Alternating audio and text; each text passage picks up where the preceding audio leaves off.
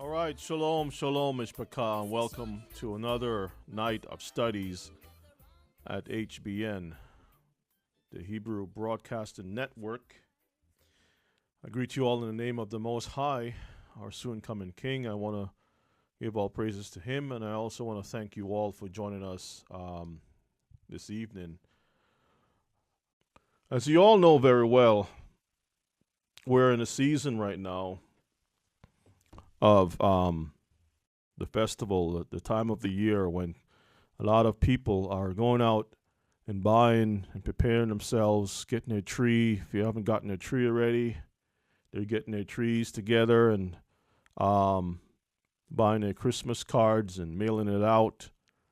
So the whole world in particular, even places that do not have snow, right, Brother Menard? And the lights, the government is actually part. Imagine the state, the government and the churches should be separate, but the government is involved in decorating the public square, putting up lights and trees and sometimes there's even music in the air. And on occasion, it's almost legal for you to drink on the street and not be considered a vagrant. So this is the time of the year that people will set aside their differences, will work 3 times as hard as before to go out and to buy products and to celebrate a time that supposedly has the authorization from heaven, supposedly. It's called Christmas. Christ Mass, Christmas for short. And what I like to really talk about, we're going to do several classes, probably 3. So this will be number 1, and then we'll come back for number 2, and we'll do number 3. Probably even a number 4, who knows, that will go into the New Year's, covering the whole winter festival. And these studies that we're going to look at is a standard study. We go through this every year because there are many brothers and sisters who are leaving Christianity and coming to try to understand the ways of our forefathers, to learn their culture, which is a Hebrew culture, and have no knowledge or understanding, or maybe not even that, but probably just complete understanding of this the background of this festival. So we do this every year. We try our best to bring understanding to our people and health to our nation, scattered among these nations. Now, every year you'll hear the term the spirit of Christmas, or the Christmas spirit. And it is very true. It is very true, brothers and sisters, that there is a true spirit behind the festivity. Every festival that the nations practice, there is a spirit.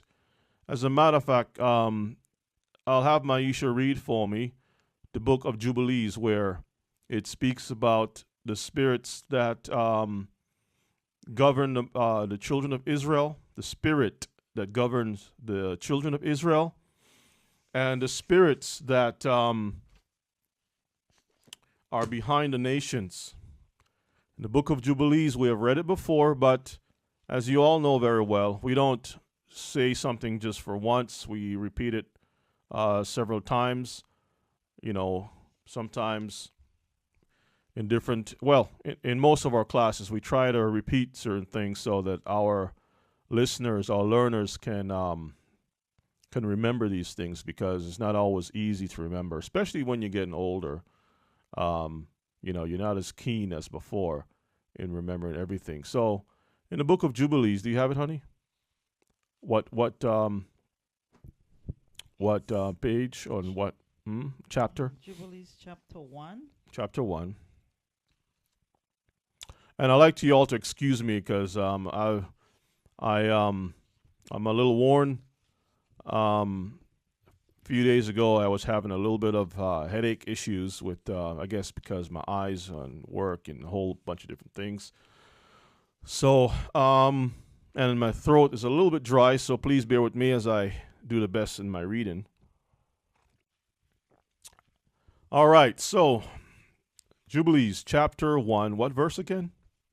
And you can start reading from verse, maybe 8 or something. Verse 8, okay.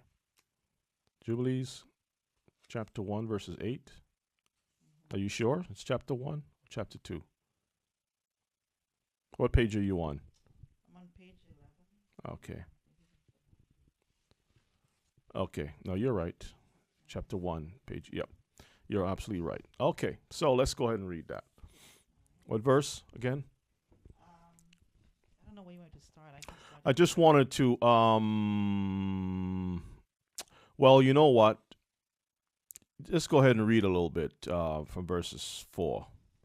Okay, that will be good. This will be a good opportunity for you to learn or to hear that Moses didn't, when he went on Mount Sinai, Moses didn't just get 10 commandments and that was it.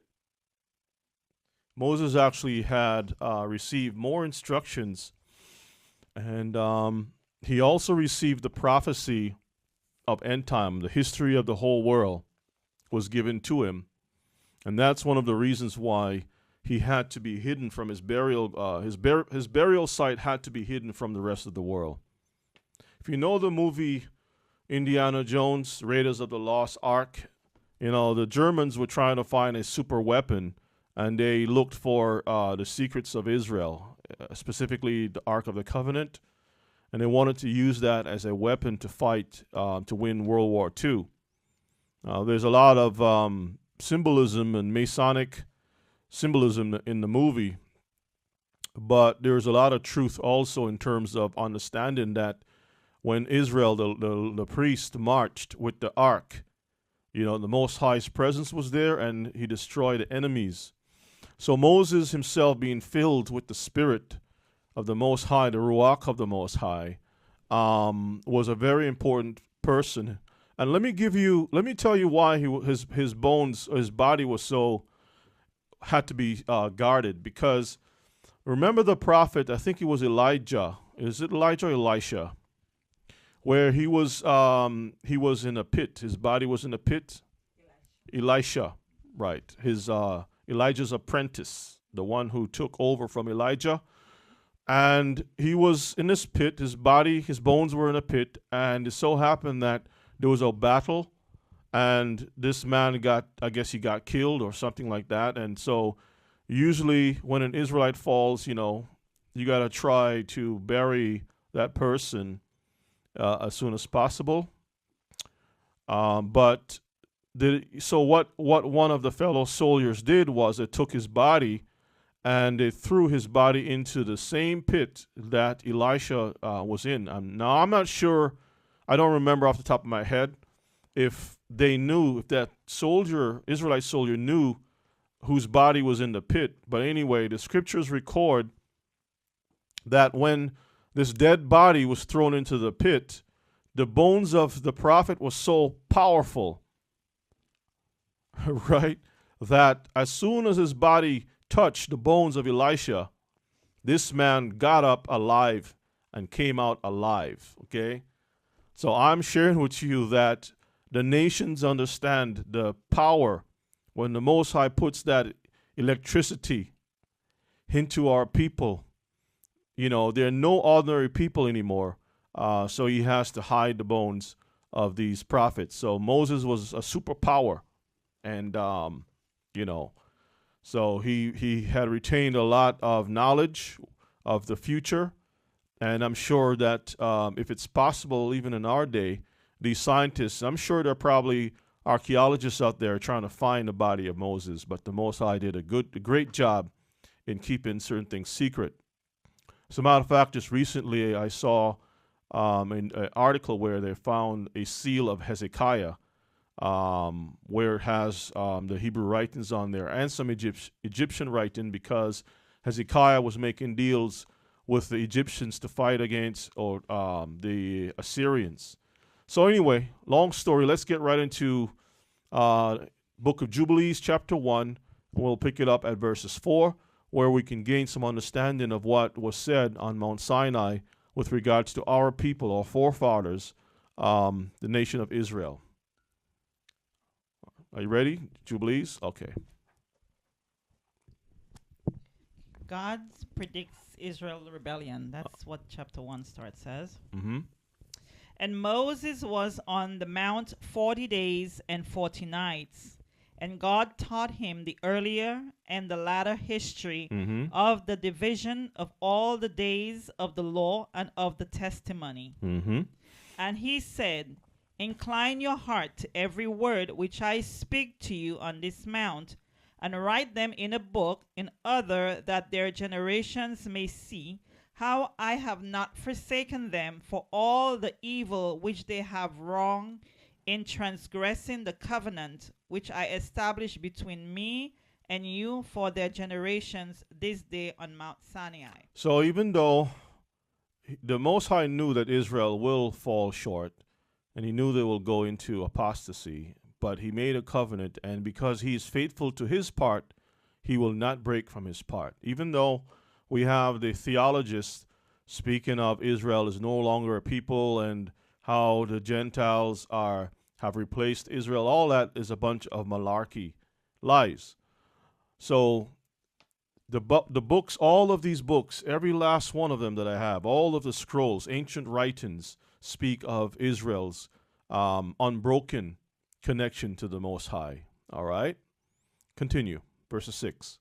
And thus it will come to pass, when all these things come upon them, that they will recognize that I am more righteous than they in all their judgments and in all their actions, and they will recognize that I have been truly with them.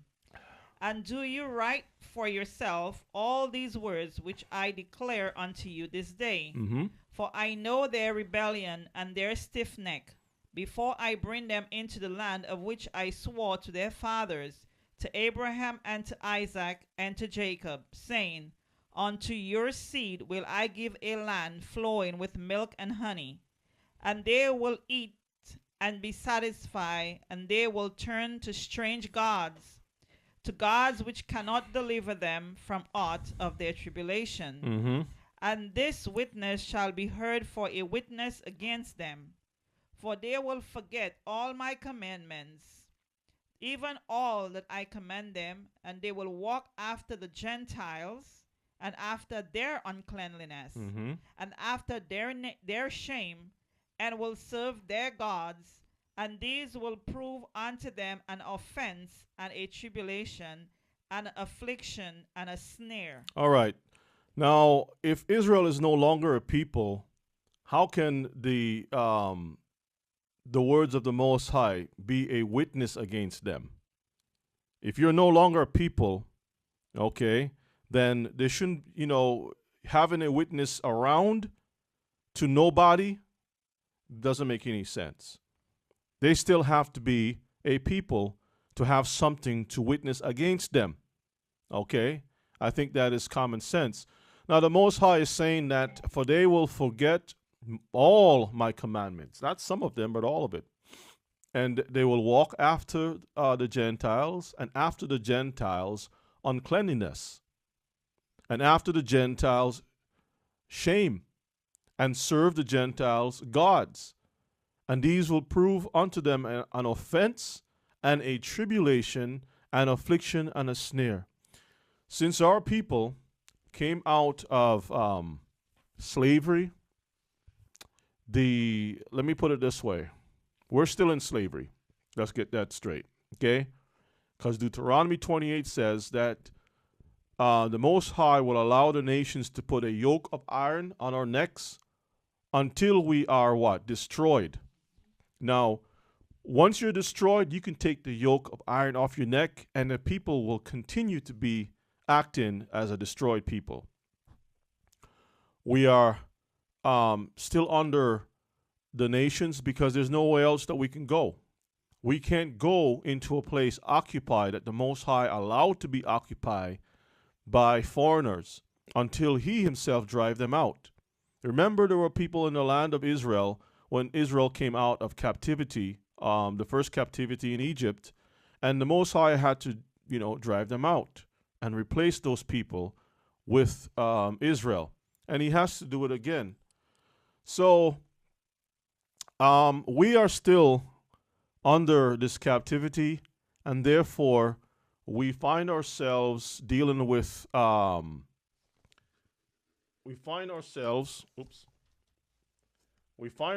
dealing with the ways of the heathen, the Gentiles, which we will get into that scripture also. And it was prophesied to Moses that our people will be under this captivity for a time. Okay? All right, so let's continue on. Verse 10. Mm-hmm. And many will perish, and they will be taken captive, and will fall into the hands of the enemy, because they have forsaken my ordinances and my commandments, and the festivals of my covenant, and my Shabbats, and my holy place, which I have hallowed for myself in their midst, and my tabernacle and my sanctuary, which I have hallowed for myself in the midst of the land, that I should set my name upon it, and that it should dwell there.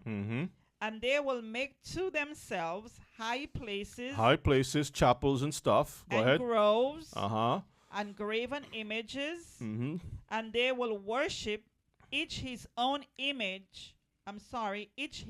graven image, so as to go astray, and they will sacrifice their children to demons, and to all the works of the error of their hearts. And I will send witnesses unto them, that I may witness against them, but they will not hear, and will slay the witnesses also.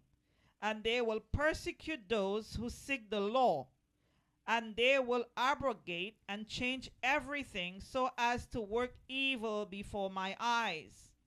And I shall hide my face from them, and I shall deliver them into the hand of the Gentiles for captivity, and for a prey, and for devouring, and I shall remove them from the midst of the land, and I shall scatter them among the Gentiles. Read on.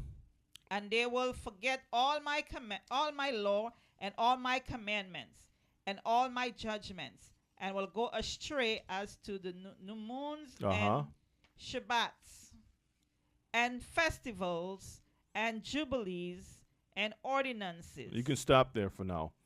So, the Most High is letting Moses know what will happen to Israel as a people.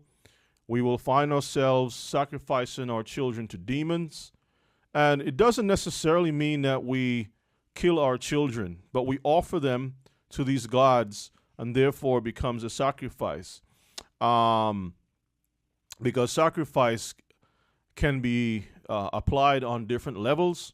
Yes, there is that component of physical slaying of, the being, but it's also something to do with devotion, days of worship, times that you gather together to convocate.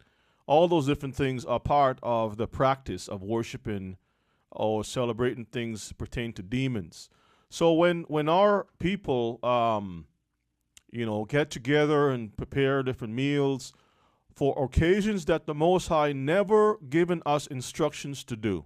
Remember, he is the creator of heaven and earth. He selected us from all the peoples of the earth, and he gave us instructions of how we should live in relations to him. We are his bride, as it says in Isaiah, for our maker is our husband, for our husband is our maker. Okay?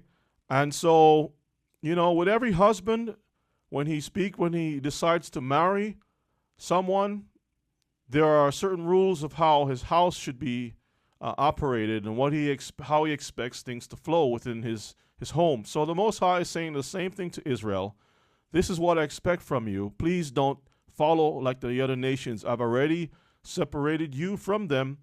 They have their portion, you have yours. And so he says that, in those last days and stuff, we will end up in the hand of the Gentile captivity, which things will be changed, and we'll forget his laws, commandments, even the new moons when the month begins, because that's what a new moon does. It indicates when the month actually starts. It's not the Gentiles' calendars that tell us number one. And number one could be on a Tuesday, not even on a Monday or a Sunday. If Sunday is supposed to be the first day of the week, how come the one doesn't fall on a Sunday? Right? So the Gentiles have their system which is contrary, and it actually celebrates a disorder. It actually kicks against the Most High's way, and we find ourselves practicing the ways of the heathen, not keeping the new moons according to the scheduled time, the Shabbats, and also the other feast days of the year, and the Jubilees that goes according to the time of release, the 50 years, and all the ordinances and things like that. But let's see what Jubilees 15 have to say, because remember, Moses was given a view of he says, God taught him the earlier and latter history of the division of all the days of the law and of the testimony. Right? So everything that pertains to us and the history of the world. Let's see what it says in 15. Read. Verse 27? Not verse 27. Okay. Verse 15. You stop at 14? Right. Okay, so pick it up at 15. Okay. And after this, they will turn to me from among the Gentiles. With all their heart and with all their soul and with all their strength. Let's stop for a moment. He's saying that after a while, that we are going to wake up out of our dead state, and we are going to return unto him from amongst the Gentiles, making a distinction. That's exactly what is happening. Let me tell you something. This is not a phenomena. This is prophecy. It had to happen that you all are on this call learning these things, and if not by me, by another teacher who's telling you the same thing, who's letting you know that you are Israel and that you got to return back to the laws, statutes, and commandments. They may have their own little style. Teachers have their own way of teaching and things like that. But the point of the matter is, what are they doing? They are trying to wake the people up back to the Most High. Okay? And so we all are in this together. All around this earth, our people are waking up piece by piece from among the English nations, the Spanish, the French, the Chinese, the Japanese, wherever our people are located. The Germans, our people are learning who they are one at a time. And they're not only learning, but they're teaching others. They're saying, hey, I want to send you some information. They're passing information on to the family members, the friends, letting them know. There are some folks who are a little bit slow at making a move and really, getting themselves grounded in a way of the Most High. But at least they have a knowledge of who they are. And it's basically up to them to serve the Most High. So finish up that again. So he says, after this, they will return or turn to me from amongst the Gentiles with all their heart, with all their soul, and with all their strength. Go ahead. And I shall gather them from among all the Gentiles. No, they will pay their way out of the Gentiles. No, he's going to gather them from among all the Gentiles. Read. And they will seek me so that I shall be found of them. When they seek me with all their heart and with all their soul. When they seek with all, not some of it, brothers. I think that's one of the major problems of our people, that we want to set our own conditions, like, our own stipulations. We want to make amendments to the return. Like, if I return, can I still do this? Or if I come back can I come once in a little while? Or do I have to really do all of this? Or can I have a little bit of shrimp juice every once in a while with my, can I do this? What about imitation pork? Can I, we still, some of our people, not all of us, but some of our people are so comfortable with what the junk that the Gentiles are pushing out, man. It's like the Bible says that eyes have not seen or ears heard, hear what the Most High have in store for those who love Him. Now imagine that. We're going to feed on Gentile scraps. As the lady says, well, the Gentiles, the dogs eat the crumbs that fall from the master's table. She was acknowledging that she was a Gentile and that she's a dog. It's a Hebraic idiom referring to, the other nations, because they do whatever they feel like doing. They have no problem with mixing with this and that. They don't see anything wrong with doing certain things. But we have to walk differently. You see, if they want to keep Christmas, all power to them. Let them keep the Christmas. If they want to eat pork, that's fine for them. But it's not for us. We are a special people.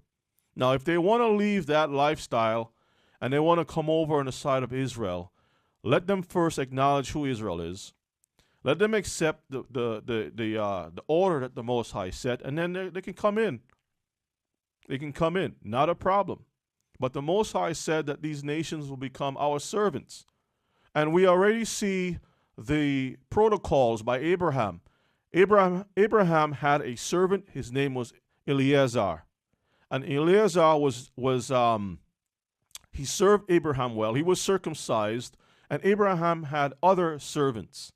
Israel always have different non-Israelites as servants, okay? But they had to follow the rules of Israel, and they would get benefits too by doing so. But they're not to be over Israel, okay? So that is the protocol of how the nation should be when it comes to us. Now, a lot of them, and I'm seeing there are a lot of non-Israelites, Gentiles, who they don't have a problem being servants in the Most High's kingdom. They just want to be in the kingdom. That's it.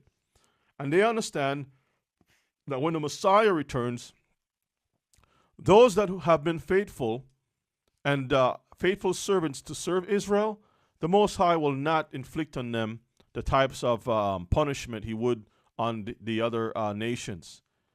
Okay? As long as they understand their role, everything is going to go well. But as long as they resist being in that position, the Most High will deal with them accordingly. That's the protocol, brothers and sisters, and we can have that discussion at another time. So all our hearts have to be involved in coming back to our King. And that's why that this message about coming out from the spirit that's behind Christmas, the breaking away from that, is so important. Because if we really want to have salvation, knowing that things are wrapping up so fast, we can see the rise of the Islamic hordes all over the earth. We can see the nations are getting themselves ready for World War III. We can see how earthquakes are becoming so frequent, like in Oklahoma. They're like 500 earthquakes. I don't know if it's in a month or a year or whatever it is, but it's so frequent now, it becomes normal to hear a shaking every once in a while. And all these different things are happening as a sign for our people.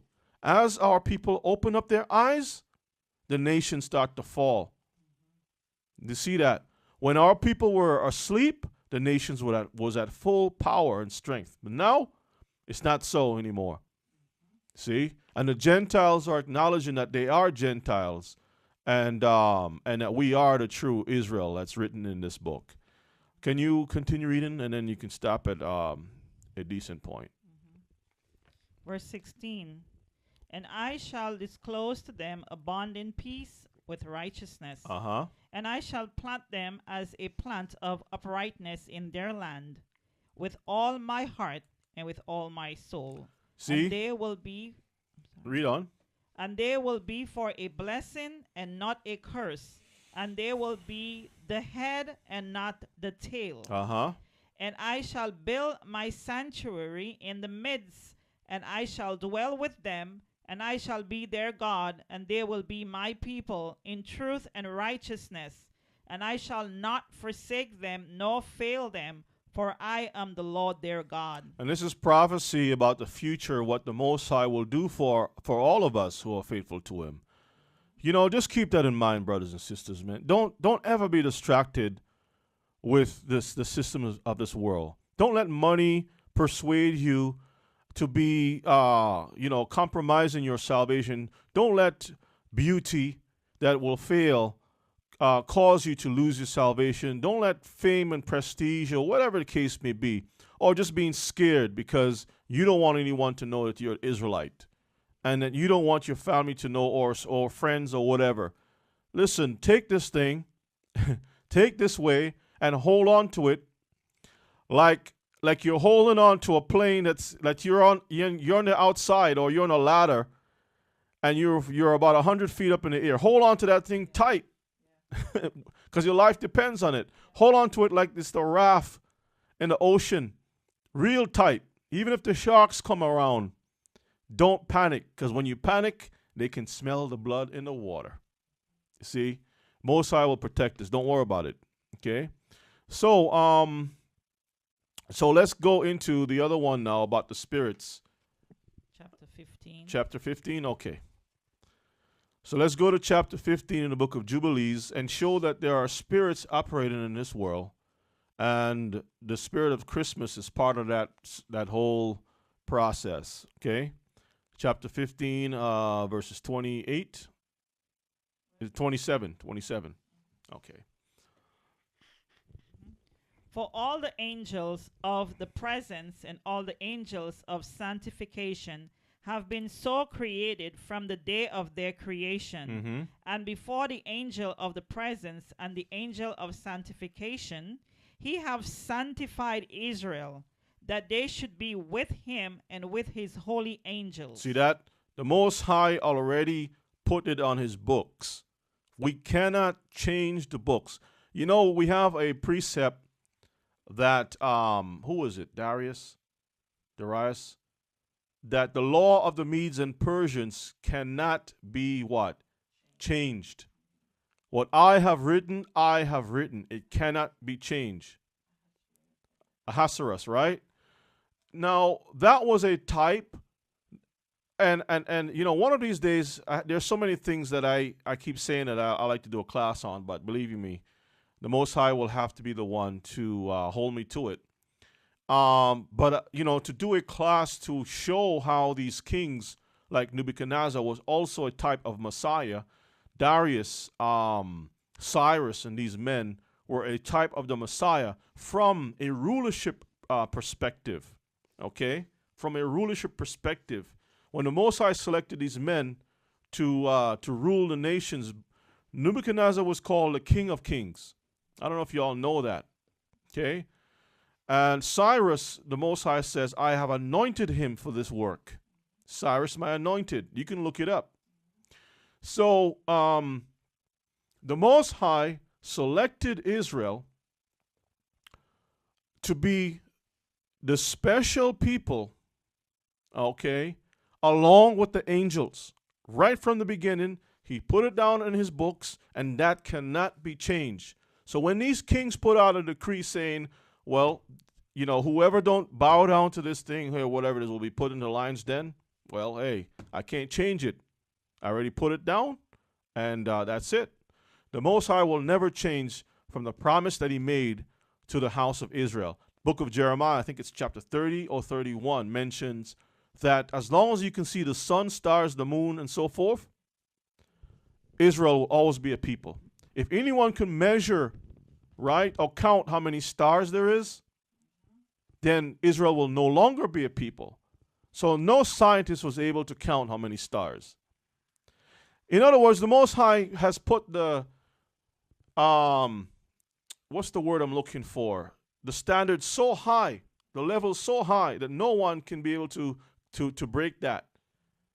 All right? He put it so high that the nations cannot, that challenge is so high, the nations cannot win this challenge. Because he says, if you can change the ordinance, stop the sun from doing what it's supposed to do, stop the moon from doing what it's supposed to do, the stars, then Israel will no longer be my people. So as long as we can go outside and see the sun in a day, say, raise your hand and says, Father, I thank you that I am your people. I saw the sun today.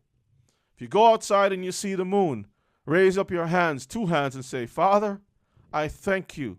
I can see the moon. I am your people, still alive today. If there's no moon and you can see the stars, which we all should be able to see, praise the Most High. It says, even in a small twinkling star, the Most High's love continues. He says, I have inscribed Israel on the palm of my hands. That's the Most High's tattoo. Like some of these knuckleheads go and have a tattoo. This woman, I love Johnny, on her shoulder or her thigh or something. Or a guy would put I love Betty or something. The Most High inscribed Israel on his palm. So every time he opens his hands, he looks at Israel. That's my bride. I got to go get her. And I have the power to clean her up too, even though she's a mess right now. So let's continue on. Jubilees 15:28. Uh-huh. And do thou command the children of Israel, and let them observe the sign of this covenant for their generation as an eternal ordinance, and they will not be rooted out of the land. Uh-huh. For the command is ordained for a covenant, that they should observe it forever among all the children of Israel. So the children, even the offspring. So do I have a responsibility to pass it on to my son? Yes, because he's an Israelite. What about his children to come? Yes, because they will be Israelites too. And on until the Most High decides to set up his kingdom, right? Continue on. For Ishmael and his sons and his brothers and Esau, the Lord did not cause to approach him, and he chose them not because they are the children of Abraham, because he knew them. But he chose Israel to be his people. So, every year there's a parade called the St. Patrick's Parade, which is supposed to be an Irish thing, right? And you wear green and whatnot. And you look around the room, you've seen Chinese, you've seen our people, you've seen all types of people become Irish for one day. And you got to scratch your head. We have been chasing the Gentiles, trying to assimilate and be like these Gentiles, except who the Most High called us to be. We want to be so much like the Gentiles. We were doing a class today where we showed that the Chinese are, many of the Orientals, Asians, are actually going through surgery to look like like Europeans, to get their eyes shaped so they can look more Western, their noses fixed. So, because a lot of Chinese have, noses just like our people. But they have to go get the nose shaped a certain way or whatever the case may be. And brothers and sisters, every nation is trying to be like these Europeans except themselves, who they are. That goes to show who's actually in charge of this earth. Because you look at yourself as being the low life, and these other nations as being higher over you. That's why many of our people, like the baseball player Sammy Sosa from Santo Domingo, he went and got he's a baseball player making millions. He got his eyes fixed up, so he got blue contacts in there now. He's a dark-skinned brother from Santo Domingo, and he got bleach. He got his skin bleached to look white, and he got his hair straightened up and things like that. So destroyed as a people that we hate ourselves, we want to emulate the Gentiles so much. But the Most High says that Ishmael, I'm not dealing with Ishmaelites, the Arabs, right? Even though they're from Abraham, I'm not dealing with them. I already know the outcome of them, okay? And Esau, I already know these people. Even though they came from Abraham, I'm not dealing with them. I am dealing with Israel, my chosen. I know them. Now, in the Hebraic mindset, when we see the word know, like when you read Genesis, was it chapter 2? chapter 3, where it says, and Adam knew his wife, and what became of that? She conceived and bore. Knowing means to be intimate, all right, in that sense. So the Most High is saying, listen, I am intimate with Israel. We are flesh. We are the same spirit, the same body. Everything is intertwined. The contract is sealed. It can't be changed at all. So the rest of the other nations, let's read on. Let's see what becomes of them. 31. Uh-huh. Okay. And he sanctified it and gathered it from among all the children of men. For there are many nations and many peoples, Uh-huh. and all are his. And over all hath he placed spirits in authority to lead them astray from him. So the spirits, brothers and sisters, that I mentioned earlier, the spirit of Christmas is one of those spirits. It's a real spirit that leads the people to put up their trees, their little balls on the trees, get the stinky eggnog together, get the the lights put up all over their houses, and spend money and get drunk and fornicate and all whatever it is that they do. That's a spirit that's behind that. A spirit that will set aside righteousness for a few days, for a week, so we can have depravity. We can do whatever we feel like doing. As long as that mistletoe is above your head, you can have adultery. You can kiss. You can touch any woman or man that you want to touch, because, hey, the power of the mistletoe, so powerful. Stinking toe. Okay. So let's read on. But over Israel he did not appoint any angel or spirit, Uh-huh. for he alone is their ruler. And he will preserve them and require them at the hand of his angels and his spirits, and at the hand of all his powers, in order that he may preserve them and bless them, and that they may be his, and he may be theirs from henceforth forever. When you think about preserve or preservatives, or when you have jelly preserves or fruit preserves, basically you're taking a fruit, you go through the process of preparing the fruit, you put it in a jar so you can have it later on. Israel has been preserved for later on. We are going through a process right now, but eventually he's going to open up that strawberry preserve called Israel, and he will take his delight in Israel. So we're going through a process right now, brothers and sisters. It's all a matter of time, okay? Just be faithful. So we can leave, let me see.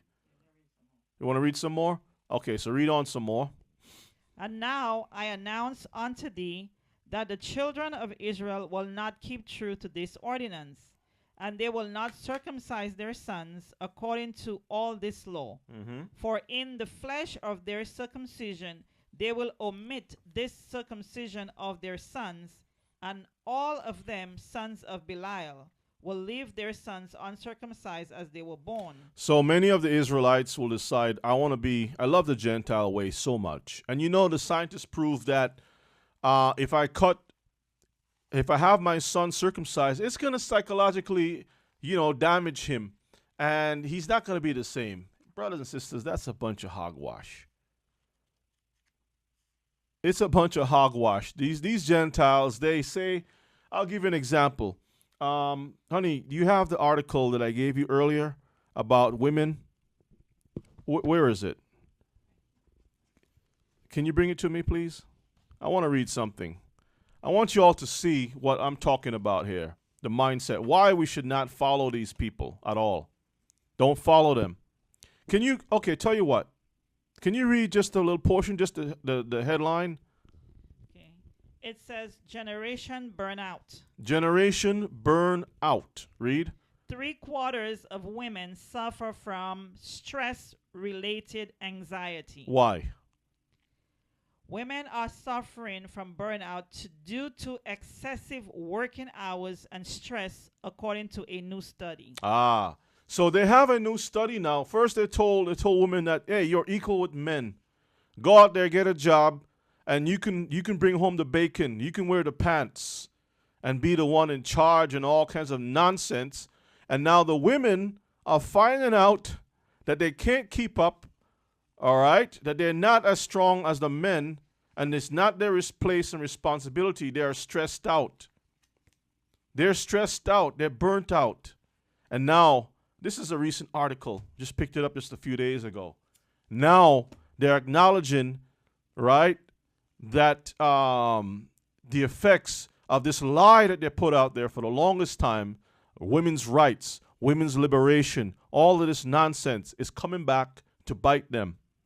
And some of our people are so gullible, they're running behind the mindset of the Gentiles, thinking that I got muscle too. I can do this and I can do that. As a matter of fact, a lot of our women are becoming dykes, mannish looking, They want to keep themselves like men, hoping that is going to make a difference.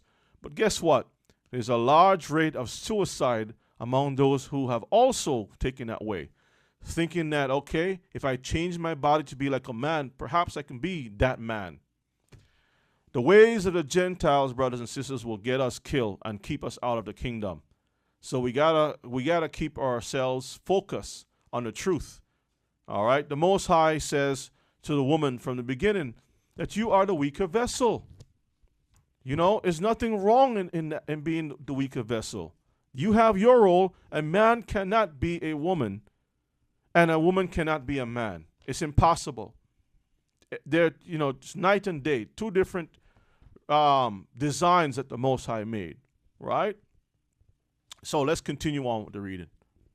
Verse 34. And there will be great wrath from the Lord against the children of Israel, because they have forsaken his covenant and turned aside from his word and provoked and blasphemed, inasmuch as they do not observe the ordinances of this law. For they have treated their members like the Gentiles. See that? They treated their members, that's dealing on sexual reproductive level. Your body is a temple of the Most High, and you treated that thing like the Gentiles. We had a teaching some time ago about Tashkish, which we covered the fruit trees that the Most High expect Israel to be, and the wood, the regular trees, which are symbolic of the Gentiles. Now, if we want to be acting like the Gentiles, don't produce the fruit, become like just regular trees that don't have any fruit, guess what? Whatever consequences the Most High have set for the Gentiles, he's going to look at Israel as a dry tree, and whatever that the Gentiles are going to receive, we're going to get it too. Or those of us who don't want to be fruit trees, you will get it. You'll be cast aside in a pile of wood to be burnt. But I'm going to show the Most High that I have fruit, so he'll speak. At least one fruit, two fruits on the tree, something. I got to show him I'm trying. Father, I'm trying. I'm going to squeeze out. I promise this. Maybe not be a big fruit, but I'm going to give you all the best that I have, And he's going to say, you know what? I can work with this tree. Tell you what, boom, blessings on you. Beer. I'm going to show him that I'm willing. I don't know if you're doing the same, but I really encourage you and challenge you to try your best to do the same. All right? Read on, please. So that they may be removed and rooted out of the land. That's it? Okay, great. So we can see, we can put that aside now, that the Most High already declared from the very beginning through Moses that the Gentiles was to be rooted out and Israel is to be his chosen people, that we were going to go through these changes and then we will be gathered back again in the latter days because we have remembered and we have returned. That's the story of the prodigal son. Christmas, let's look into it. Christmas, or the winter festival, is a holiday shared and celebrated by many religions throughout the entire world. To many, it is the most anticipated time of the year, involving gift-giving, parties, and feasting. All right? Winter/Christmas is a holiday that unifies almost all of professing Christendom. What this means is that you may not show up in a church on a regular Sunday or Saturday or whatever it is, but one time in a year, whether you're a bum, whether you're a murderer, or whatever the case may be, you're going to show up at the church. You're going to receive your blessing. Everyone, drunkards, everybody's going to be in the same place. And, all is fine and dandy just for 1 year. Do you know that during World War II, let's go World War One. During World War One, the Germans, the Americans, the British, the French, all those that were at war with each other, actually stopped on that one day and allowed the soldiers to get a chance to light a candle, open up some chocolate, maybe have a little coffee or something before they start firing shots again the next day. And I think also on New Year's Day, they also gave them a break. Why? If you are at war, what difference does it make? Bomb, shoot, kill, do what you got to do. So this just goes to show that the power of the Spirit behind these festivities, that they will stop to honor this particular season and time, okay, because of the spirits. They will do it, even if they're at war with each other. So brothers and sisters, don't be caught up in this whole mess. Let's look at the Spirit. The spirit of Christmas causes people to decorate their homes and churches, cut down trees, and bring them into their homes. Remember, it says the Spirit causes people, causes them, okay? Decking them with silver and gold. In the light of that tree,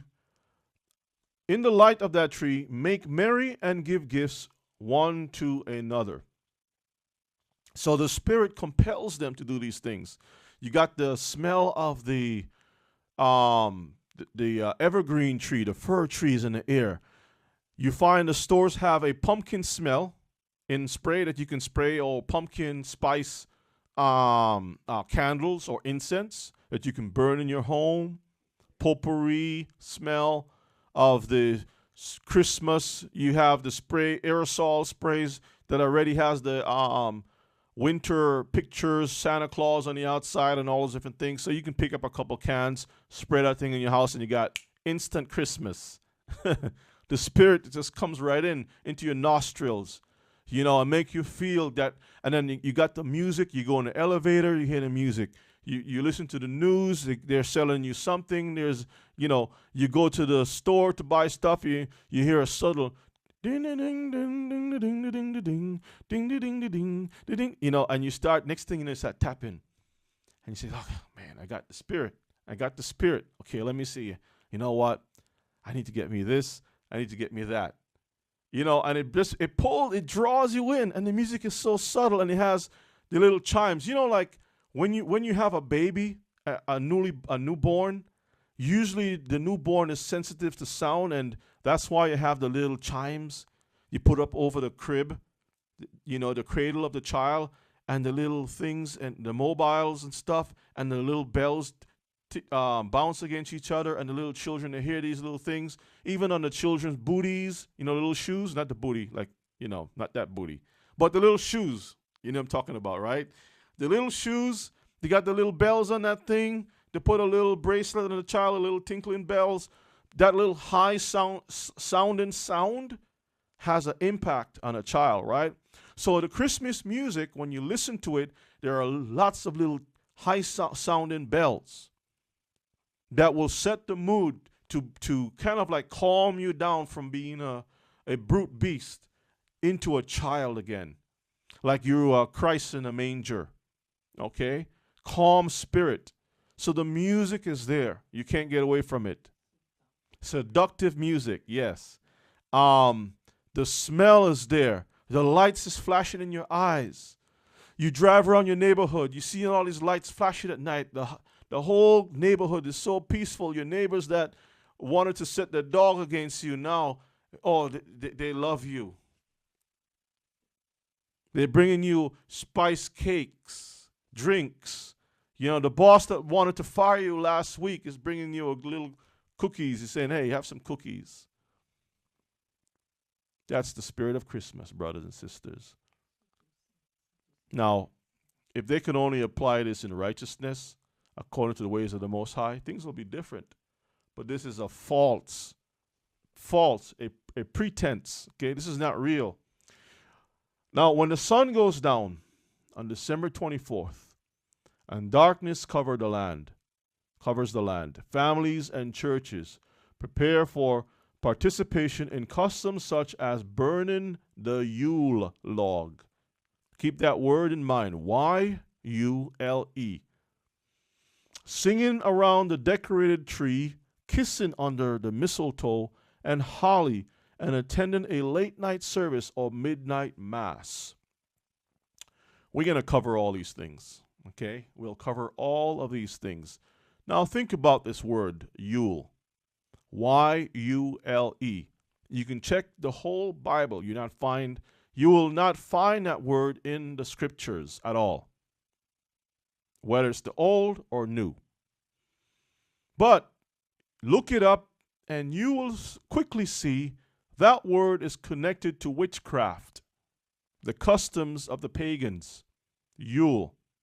But there's a song, May the Yuletide, and have yourself a very Merry Christmas, whatever it is. And that's the words are in that song, and our people sing it, not knowing the origin of these things. I always teach, right? Before you drink downstream, right? Go upstream. You'll be surprised to find the source where that water or whatever you're drinking comes from. And that's what Christmas is. It's a long tradition that you can find, even in the scriptures, you can find the origins. Now, what the Most High says about the following nations. Let's see what the Most High actually says about the nations around us. He gave us some directions, some instructions that we should be very careful. All right, let's see what it says. We're going to go to the book of let's go back. Come on. We're going to go to the book of Jeremiah chapter 10, verses 1 and verses 2. We'll read those two first.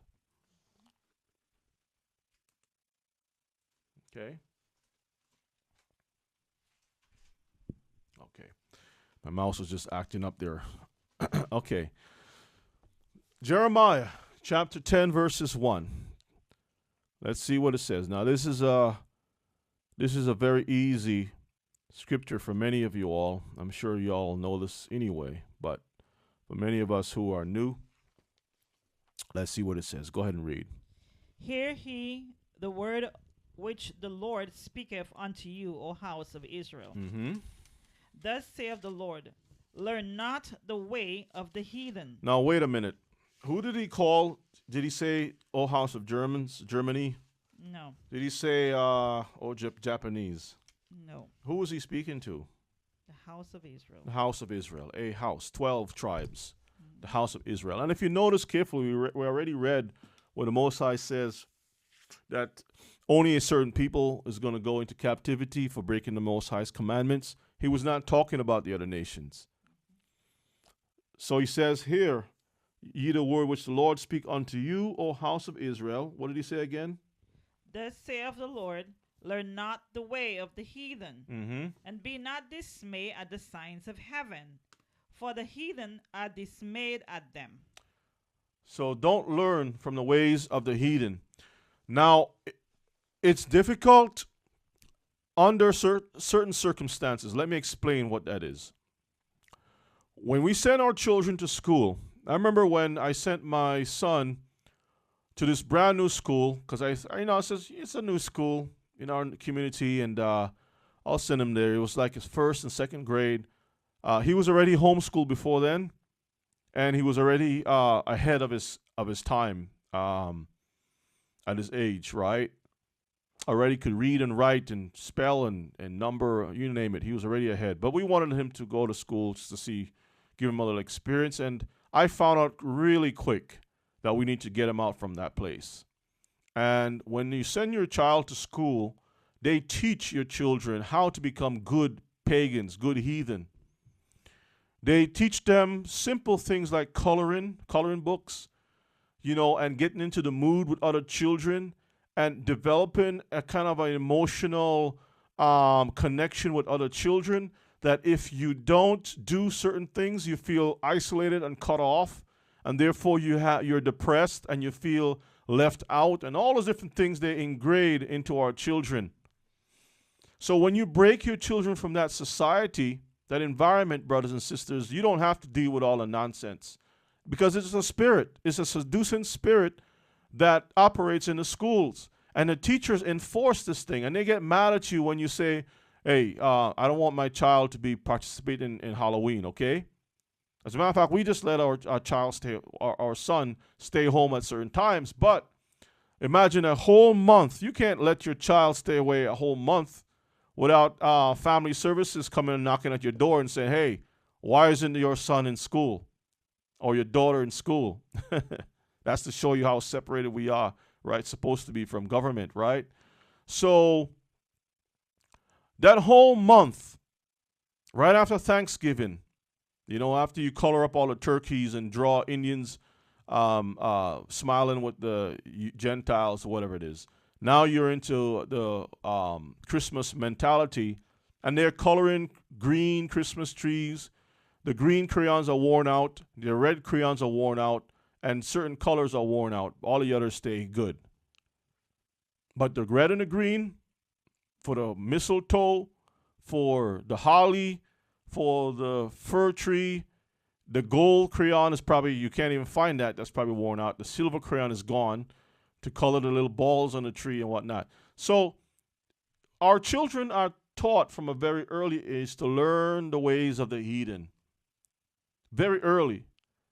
And then when you separate your children, because at a certain time when it's too late, your children gets emotional and they feel left out and whatnot. See? I remember at an early age where when I was attending school, and school back then is different from school now anyway, where a friend of mine, because I knew that I wasn't supposed to participate with gift giving and all that stuff as a young child, a friend of mine saw me being in a corner by myself, and he brought over some toys for me. He says, hey, you can have this. He thought, because in his mind, how could my friend, my best friend, be alone and separated? This doesn't feel right. We all should be sharing, giving, and having a great time together. But for me, it was a little strange. And, but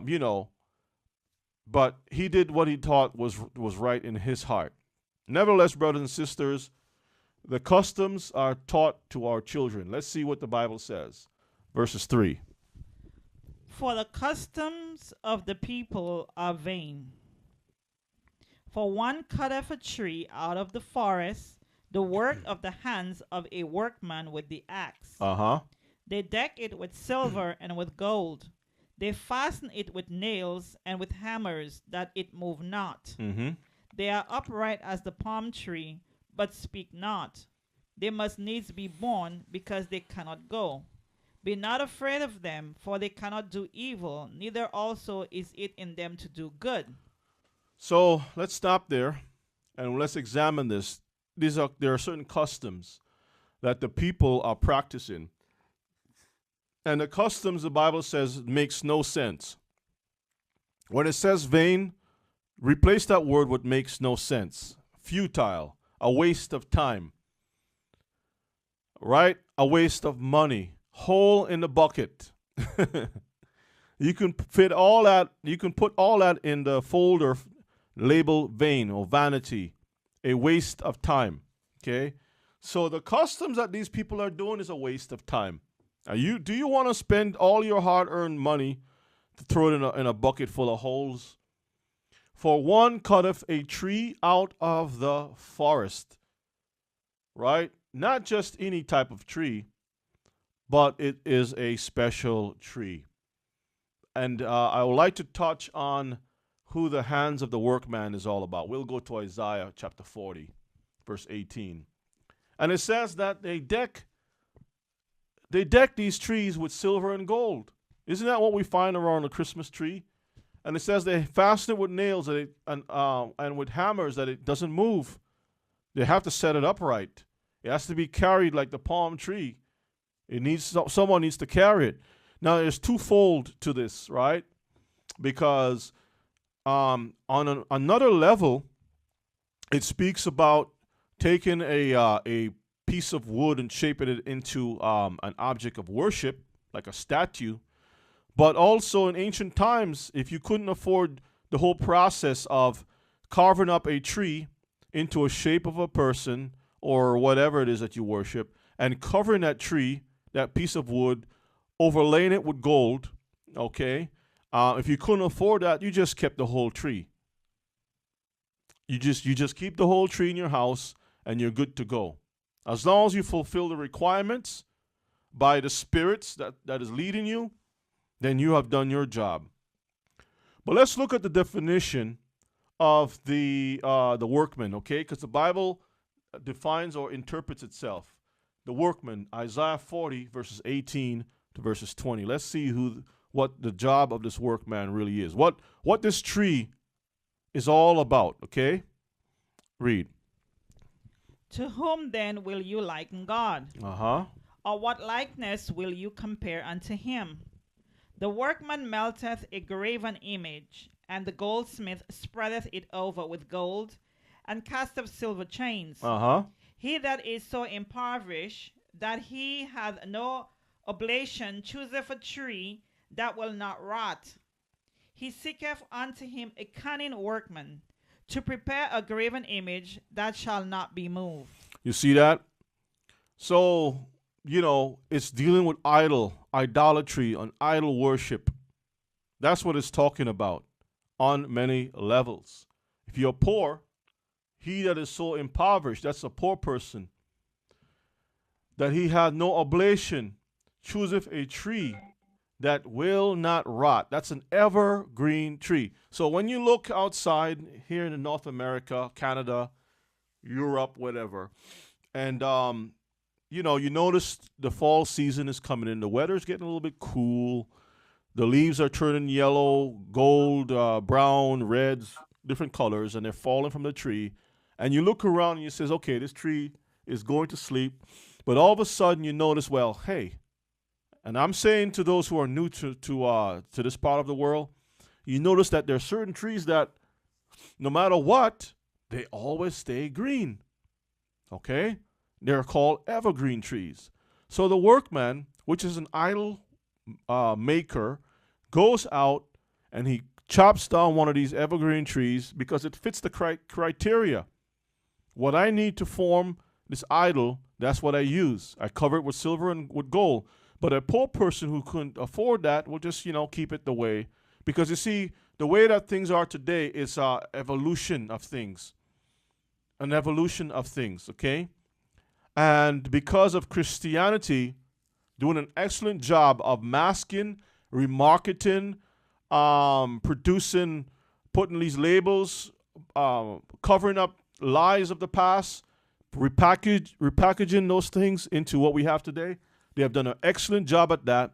We have actually bought into the lie that the tree is nothing more than just, a place to put presents that we want to give away to our loved ones. That's all the tree is. Brothers and sisters, that's a lie.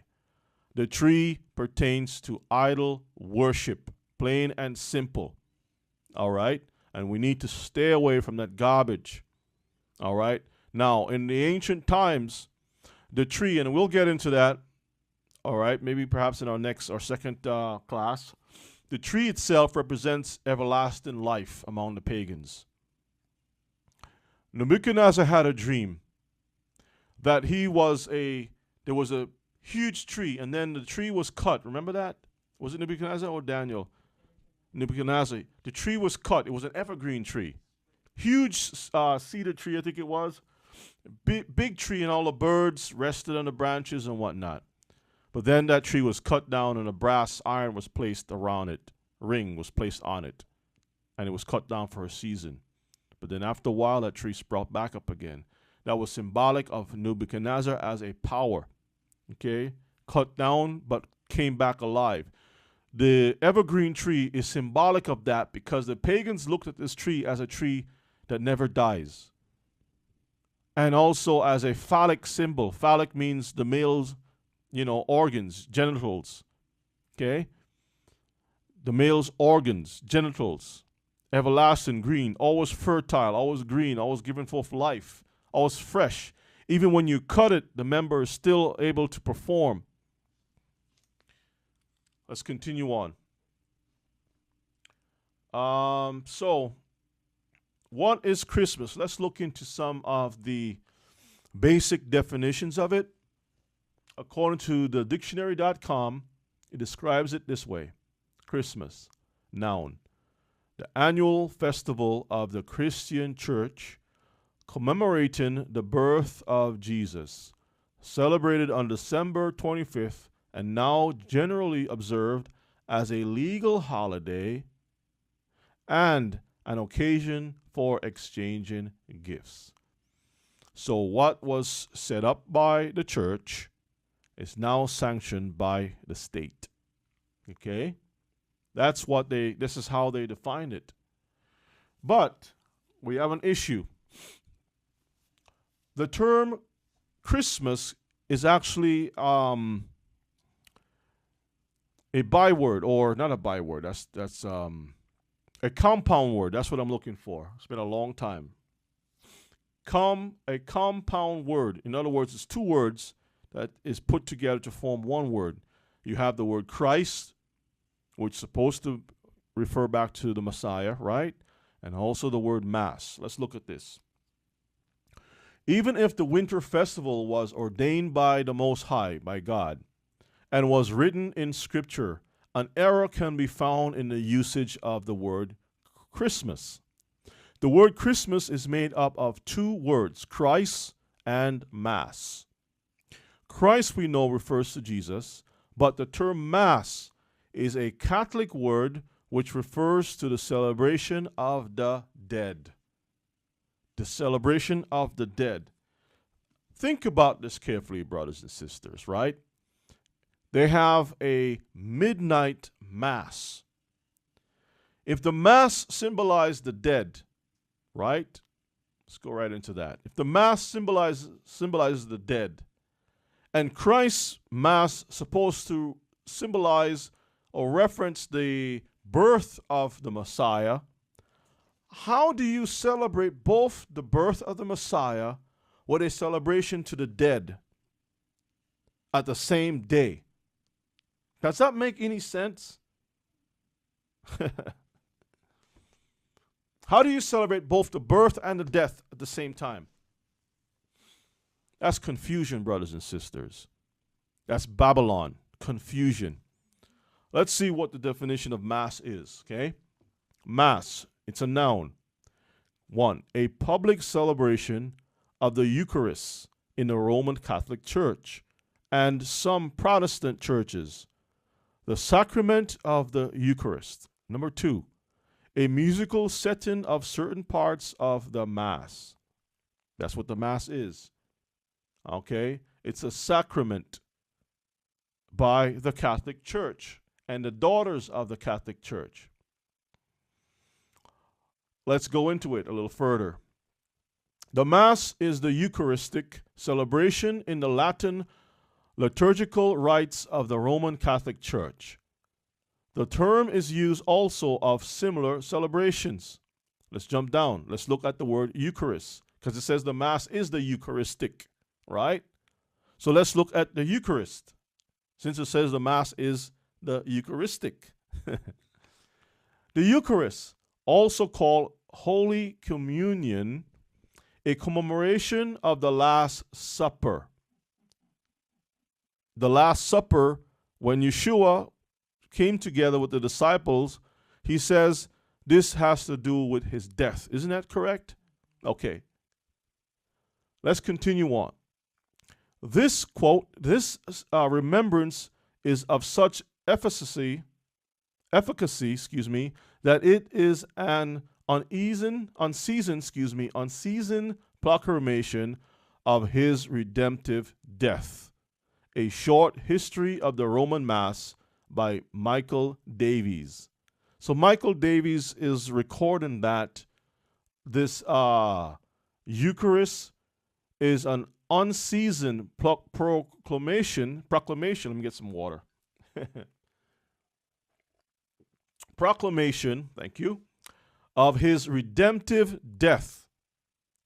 So, Christ and Mass, the birth of Christ and the celebration of the death of Christ in one pot. That is so ludicrous. Let me use another big word. Nonsensical. Give me another big word, because sometimes we got to sound very intelligent to make sense. Brothers and sisters, this is folly. This is foolishness. This is dumbness. Okay? Makes no sense. But we follow these things, brothers and sisters. So, let's ask this question. Is the celebration of Christmas a practice supported and promoted by Scripture? And if so, where can we find it? Can we find anywhere in Scripture where the celebration of Christmas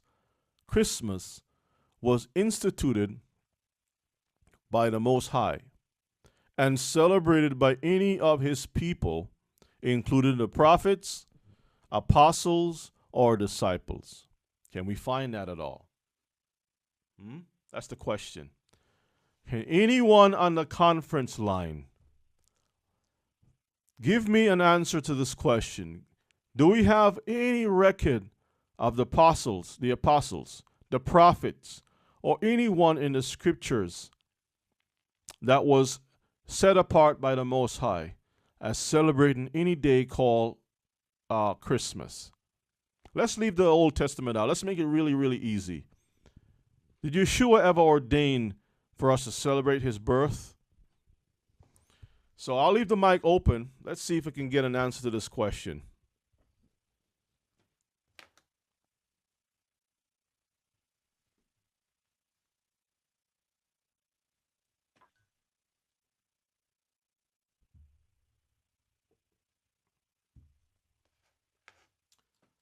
Let me check the conference line. Let's see if anyone is on the call.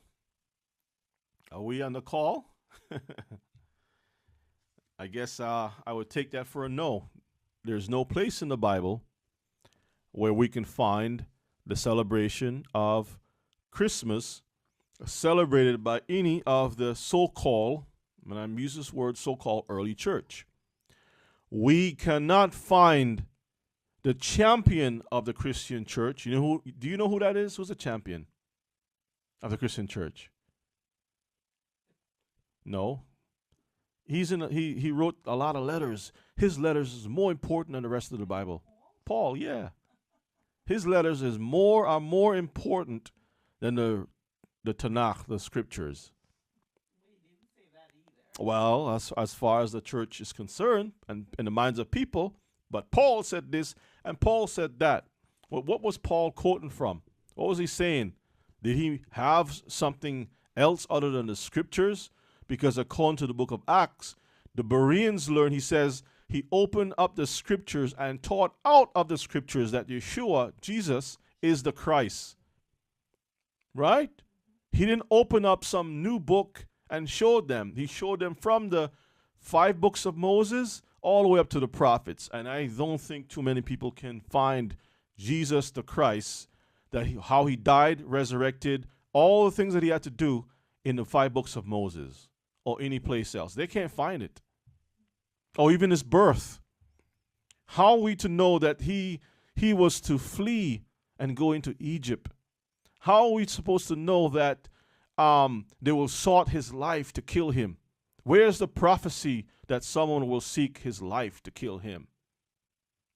Where's the prophecy, not just that, but even the moving picture because, you see, in the minds of people, the Bible is a storybook with pictures, with a story, so you can have this imagery in your mind. So where do you find the imagery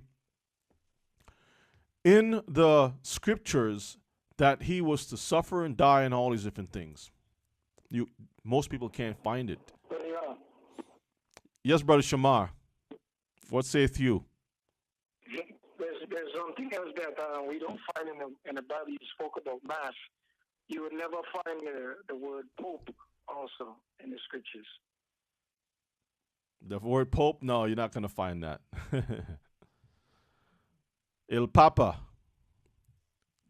El Padre. Yeah, you're not going to find him. Pierre Noel, right?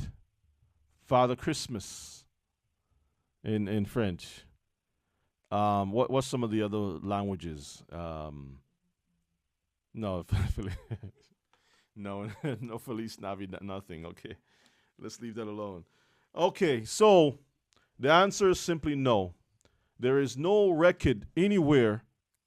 Paul never approved this. Never spoke of any Christmas for us to keep. But we have invented, or we have followed an invention by men that the Most High never ordained. All the festivals that the Most High have ordained can be found where? Let's go to Leviticus 23. Let's go to Leviticus 23 and see what the Most High said. It's very simple. It's not difficult. You know, and I don't understand why people still carry around a heavy Bible. They can just tear this thing out or just keep just the New Testament alone. Because if you're not going to follow it, why carry it around? Huh? If it's a stumbling block for you, if you're wearing a pair of high heel shoes and it's causing you to fall, don't you put that thing aside? Or some big shoes that is causing you to trip, fall over. Won't you put that aside and get what fits your feet? So why do you keep walking around saying that we don't have to keep this thing that's done away with? So why do you walk around with a Bible that's done away with? Reference to what? You don't need it. You don't need it anymore. Leave that alone. Stick with the New Testament. So let's see what Leviticus 23 says, verses 1. And the Lord spake unto Moses, saying, Speak unto the children of Israel, and say unto them, concerning the feast of the Lord, which you shall proclaim to be holy convocations, even these are my feasts. Holy convocations, in a modern sense, they call it holidays. In England, when you're saying I'm going to take a vacation, they say I'm going on holiday. Holiday, vacation, right? A break. Everything is so mixed up. But the word holy convocation, the gathering of the people, the set apart gathering, it's not a regular gathering that you're going to come together and have, a steak with some potatoes or whatever it is. It's a special time, different from all the other times, even your own special time. One that the Most High says, I'm going to be at the table. You better get dressed, look good, smell good. Your mind have to be right because I'm going to be at the table. And I want to meet you there too. But our people don't want to have it so. What they're saying, the world have things glistening and glowing and beautiful. The smell, everything is so appealing and appeasing. And guess what? We're going to go that direction. Forget about you, Most High. I know you at the table, and that's great. But guess what? Jesus, your son, you send your son to do something different from what you said in the Torah. And your son is doing something different. Are you going to go against your own son? I like to see the parent who will allow their child to go against their word and have that child in their house. I like to see how you run your house. Because that's madness. That's craziness. Right? We will never allow this in our homes. But we have this as a religion. A son defying the father's word. That is madness, brothers and sisters. Let's see what the book says. Leviticus 23. Verse 3. 6 days shall work be done, but the 7th day is the Shabbat of rest Mm-hmm. and holy convocation. You shall do no work therein. It is the Shabbat of the Lord in all your dwellings. So that's the first feast, the one that we are frequent with, the weekly cycle feast, right? Let's read on. These are the feasts of the Lord, even holy convocations, which you shall proclaim in their seasons. In the 14th day of the first month at even is the Lord's Passover. So you can read the rest of it. As you go through each season, you'll see the first set for the spring is right in between verses 5, right? All the way down to verses, 14? And then you have from verses 15 downward, you have the summer. So you got the spring feasts, you have the summer festivals or feasts, and then as you continue on, you'll see there's the end of the year, the real end of the year feast, or tabernacles and the other appointed times that the Most High set. And everything is based on the counting, with the moon being the time to look at, to know how the days operate, the seasons, the cycles. Because why is it that our people can agree that agriculture is tied with the moon and the sun and stars and the planting seasons, the rainy, why is it that we can accept that and that thing is in harmony for thousands of years, but when it comes to being in order with us, ourselves, who we supposed to be the trees of the Most High, the planted of the Most High, we don't want to follow his time. We're out of order. Creation is in order, but we are the one, because we are so smart. We are intelligent. We are so educated. And if you notice, with all the intelligence that the world has so much, look and see how the world is really going. We are more stupid now than before. The people that didn't know about computers were wiser than the people who know computers today. So those of you who don't know how to type in a computer, you're smarter than those of us who knows how to type in a computer. Don't let people fool you into the nonsense, okay?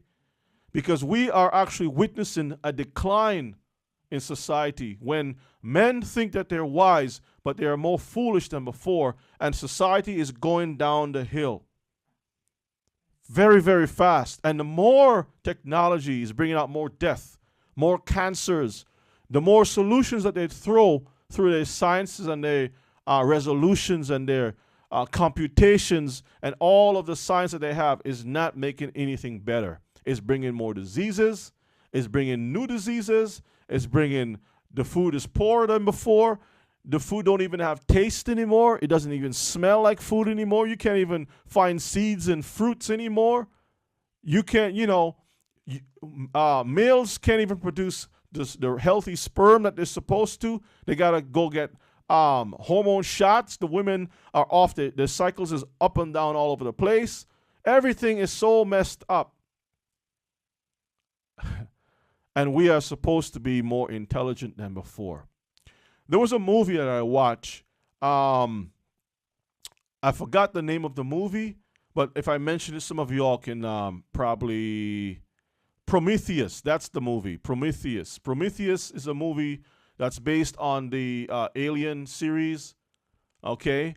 And Prometheus basically is a movie where these Gentiles decide they want to go find out the origin of human life. And they went to this distant planet, and when they got there, they found a place where a spaceship was buried in the ground, and they did something to get it restarted. And it so happened that there was one being that was in a deep sleep. He looked like a statue, like a Roman statue, tall statue. And he was like in a sleep mode, right? They had him in this machine sleeping, and they got him out of there somehow. And when he got up and he saw who was waking him up, he killed all those people. Because let me just reduce the movie down to this real quick. What they found out was that this same being that was asleep was sent to destroy mankind because mankind was a mistake. They realized that mankind was a mistake. In other words, in the movie they project that mankind was something created, right? But was a mistake, and they had to design something to go out to wipe out mankind before mankind could become what it is. So we find ourselves as being degenerate. And even in the science movies, they're showing how we have, with all the technologies that we have now, trying to go back and find where we came from, only to find out that our condition is so bad that even in science fiction, the so-called creators of mankind wants to destroy man. That's to show how far removed that we have become. Degenerate. The God particle. And they have this device called CERN, CERN in France, that's supposed to be splicing or doing something in the atmosphere. And all it is doing is destroying the earth. As a matter of fact, and I don't want to get off course because we're talking about Christmas, right? I saw in the news recently where they are attempting to drill right into the earth core. Into the earth core that's supposed to be hot, where earthquakes and volcanoes and everything comes from, right? They want to drill into the heart of the earth. What's wrong with these people? These Gentiles cannot let anything rest. If you sneeze, they got to find some way to market the sneeze. They will not let anything go. Let's get back into the class. From paganism to Christianity. Although Christmas appears to be holy on the surface, below you will find a connection rooted deep within paganism. Later in this discussion, I will address the subtle grafting of Hanukkah into the fold as well, because this Monday is going to be the first of Hanukkah for the week, and that goes into remembering what, can you get that in the book of, no, not Maccabees itself. Get Maccabees, but also get me where Yeshua had, Hanukkah is a celebration by the southern kingdom of Judah.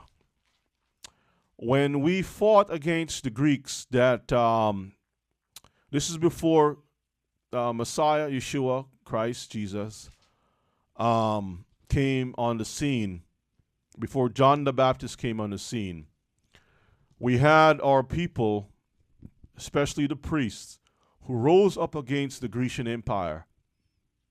They didn't go out into the world and wage war. They simply defended the right for them to exist and to operate without control by the heathen in Israel. The Gentiles people came into the land of Israel and wanted to control that whole area, not just Israel, but the whole Middle East, and bring their laws, their customs. You know, if we eat pork, everyone got to eat pork. If we love to sleep with boys, everyone has to sleep with boys. If you want to promote whatever lifestyle that there is, everyone has to do that too. That was what was happening. So the priests rose up and killed and murdered. Well, I shouldn't say murdered, because that's not the right word. They killed. That's the correct word. They killed the heathen that defile our temple, defile our lands, and so forth, and drove them out. And because of their actions, and because of certain miracles that happened during that time with the oil, the lamps burning, and different things like that, it was remembered as a special occasion, a heroic day, like you have Veterans Day, right? 4th of July. Well, Hanukkah is a time during that particular time of the year when the Gentiles wanted to push some pork sacrifices in our temple, and the priests rose up and killed these Gentiles and the collaborators. That means Israelites who loved the Gentiles so much that they will kill their own brothers and sisters, sell them out just to be a Gentile. Well, those people got killed too. And it was also celebrated. Yeshua recognized the dedication, because when the priests drove the Gentiles out, they cleaned up the temple and set everything back in order again, and the Most High blessed them. And in the book of John, let's go there. Do you have it? John chapter 10. Let's go to the book of John chapter 10 and see that Yeshua himself honored the heroics, the dedication of the temple again. So Hanukkah is something that we can keep. John chapter 10. Yes, I want to read just from verse 19. Okay, so my wife is going to read from verse 19. Okay, so go ahead. Just get a sense of it, that's all. There was a division, therefore, again among the Jews for these sayings. And many of them said, He have a devil, and is mad. Why hear he him? Others said, These are not the words of him that have a devil. Can a devil open the eyes of the blind? And it was at Jerusalem, the feast of the dedication, and it was winter. The feast of dedication, and what time of the year it was? It was winter. It was winter time. Feast of dedication, because they were dedicating, remembering the temple. Read on. And Yeshua walked in the temple in Solomon's porch. What did Yeshua do? He walked in the temple in Solomon's porch. So he came to be with the celebration at that time. He's not there just because he want to hang out. He was there for a reason. Just the same way that in the book of Esther we find Purim, Purim, celebrated year after year to remember our people overcoming slaughter and destruction. Mm-hmm. All right? Yes.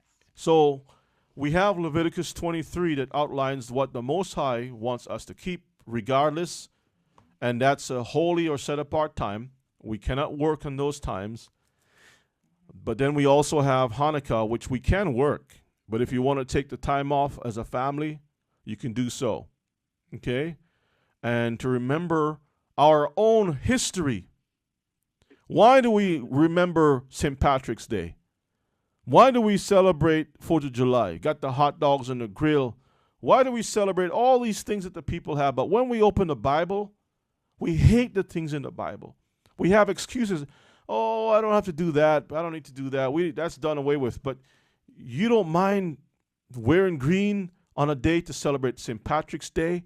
You have no problem buying chocolates for St. Valentine's Day. You don't have a problem 4th of July. You don't have a problem for Thanksgiving. You don't have a problem for all of the celebrations that the nations are doing. But what you find in the scriptures, you have a problem with it. Well, the kingdom is not for you. All right? That's more space for me and my family. More room. So all praises to the king. If you don't want the kingdom, I'll take your cut. All right? I'll take your ticket. So, was that it? Let's go to Maccabees. The book of Maccabees, what chapter? What do you want exactly? Just the appointed time that Yeah, they celebrated the it? time the time that they celebrated it. Okay, it's in chapter 4 Mm-hmm. and verse 52. First Maccabees chapter 4 4 and 52. and 52. Mm-hmm. First Maccabees 4 and 52. 4. It's a long chapter through, I think, right? Yeah, 4. read from 52 to 61. It's pretty short. Yeah. Okay, so read on. 52. Mm-hmm. Now on the 25th day of the 9th month, which is called the month of Caslu. Can I okay, go ahead and read. That's fine. Read it again, sorry. Now on the 25th day of the 9th month, which is called the month Caslu, in the 148th year, they rose up betimes in the morning, and offered sacrifices according to the law upon the new altar of burnt offering which they had made. A new one, because the Yes. first one was defiled. Read. Look at what time and what day the heathen had profaned it. Even in that was it dedicated with songs, with cisterns and harps and cymbals. So if you read a little higher up where it actually speaks about the temple being defiled, the altar was defiled, they killed pigs on this thing, man. I mean, these Gentiles really did, how, you notice that Easter time, Easter, first of all, is a wrong word. It comes from the word Ishtar, Astarte, which is the queen of heaven. But think about this, right? The Most High says for a lamb to be used during Passover season, right? And these people go and get a ham. A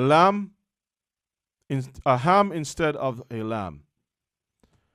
And in Christmas time, they got a ham also, the honey ham.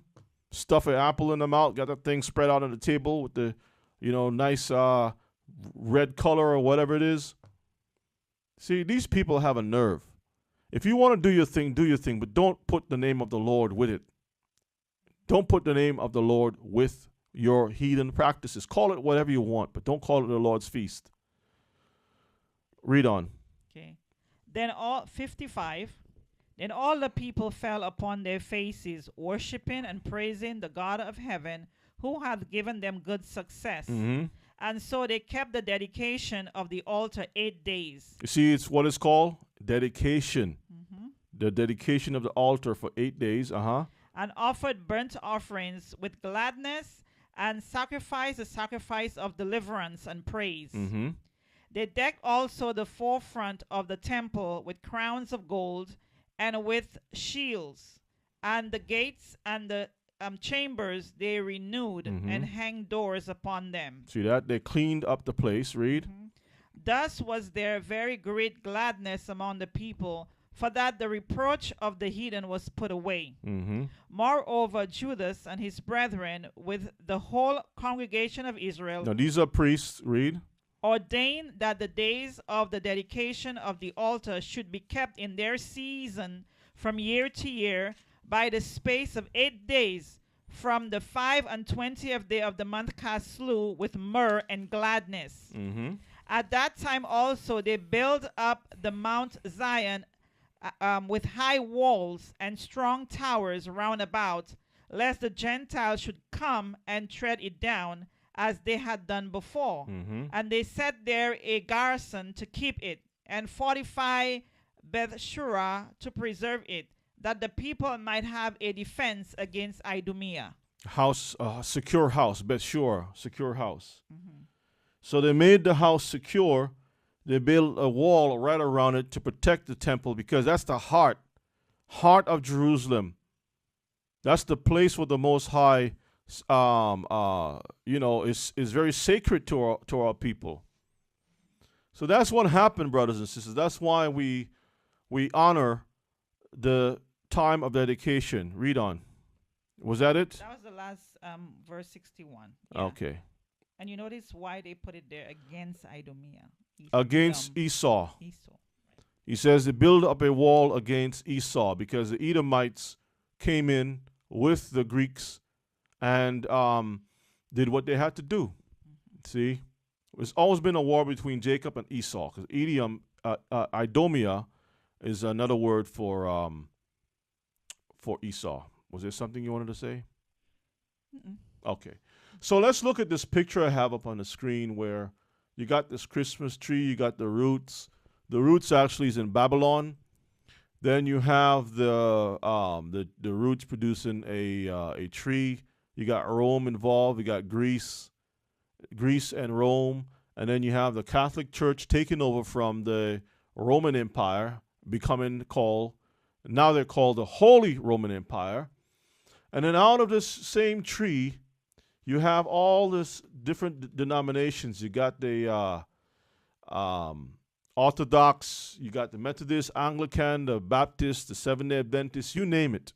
They all came out from the same system.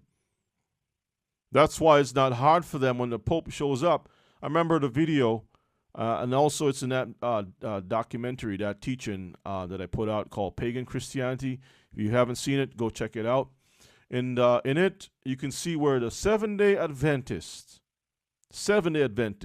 is given a plaque or given honor to the Pope. Pope John Paul II, before he died. There are they there together with all the other religions, right? Together. And they're supposed to be so-called, they're supposed to be the so-called prophecy. The prophecy, what? Teachers. And they're there with the Pope, celebrating the Pope, honoring him. He's on his throne sitting there, and they, I bring this gift to you, and blah, blah, blah, and there they are. As a matter of fact, the current Pope right now, his brother is a Seventh-day Adventist minister. So, anyway, well, you want to say something? Go ahead. No, after I just read the date, the 25th of the 9th month, which starts on this pagan Monday. Uh-huh. Okay. For 8 days. So this pagan Monday is actually when the Feast of Dedication begins. We can keep that. Let's move on. So we got let's address some popular beliefs. One of the popular beliefs is that, first of all, Jesus was born December 25th. That's what the world believes. You ask a person, well, why do you keep Christmas? Well, because Jesus was born that day, right? Number two, at his birth, he was surrounded by his family. He also had shepherds, and the 3 wise men was there. This is where you have the nativity scene. You know, you got the wise men, his family, the shepherds. Everybody was there, you know, nativity scene. His birth was called Christmas and was established to honor the birth of God's Son. God's Son. So that's, you know, that's pretty much what it is. Myth number 1. Yeshua born December 25th. Scriptures do say Yeshua, or Jesus, was born in Bethlehem of Judea, but do not give us the exact date of his birth, only the season along with other historical facts. And that's true. We'll examine that, okay? Let's see what a author called Christmas, Pagan Origins by Kelly Whitman, Wittmann, says. Christmas, Pagan Origins. The author says, quote, "No one knows what day Jesus Christ was born on. From the biblical description, most historians believe that his birth probably occurred in September, approximately 6 months after Passover." Now that's accurate. Why? Because if you go back to Leviticus, can you get me tabernacle of God is with men? I think that's is that Revelations 21? Okay, Revelations 21. This is just the, let's see where it is. Yeah, that's Revelations 21 and verses 3. Now, this is just a future, or a view of the future, but it's based on many precepts or teachings from not only Moses but also the prophets, that the tabernacle of God is going to be with man. Okay, so let's read that just to make the point. Revelations 21 and verses what did I say? 3. Read. And I heard a great voice out of heaven saying, "Behold, the tabernacle of God is with men, and he will dwell with them, and they shall be his people, and God himself shall be with them and be their God." So we have the word tabernacle that I like to really emphasize on just for a moment. Let's leave that. Let's go to Leviticus 23 again. Now, the tabernacle of God is with men. There is a season at the end of the year that falls during the time of September, October period, the last, September, October period, where our people, our forefathers practice or keep is found in Leviticus 23 and 33. Okay? Where the Most High says for us to keep. Can you read 33? I got one more after that I think I want to bring. And the Lord spake unto Moses, saying, Speak unto the children of Israel, saying, The 15th day of this 7th month shall be the Feast of Tabernacles for 7 days unto the Lord. The Feast of Tabernacles. Okay. Now let's go to Exodus 23. The Feast of Tabernacles is also known as the Feast of Ingathering. Ingathering, bringing all the harvest together. When the husbandman is returning, he is going to bring together the harvest.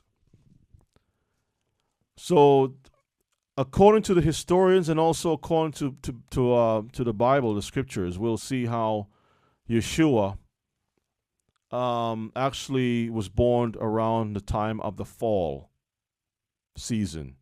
Not the winter season in December, but the fall season. Okay? Let's look at Exodus 23 just to make a point about the end of the year. Let's see what it says.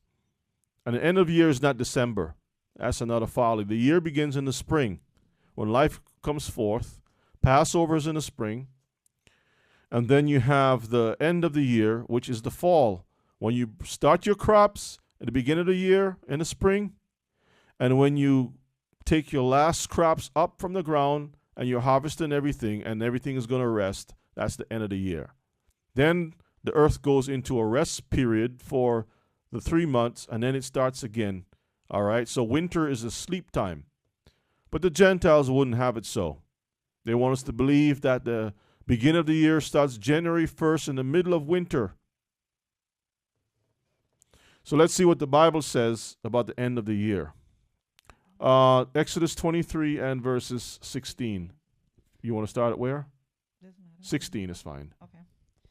And the feast of harvest, the first fruit of thy labors, which thou hast sown in the field, and the feast of ingathering, which is in the end of the year, when thou hast gathered in thy labors out of the field. Okay.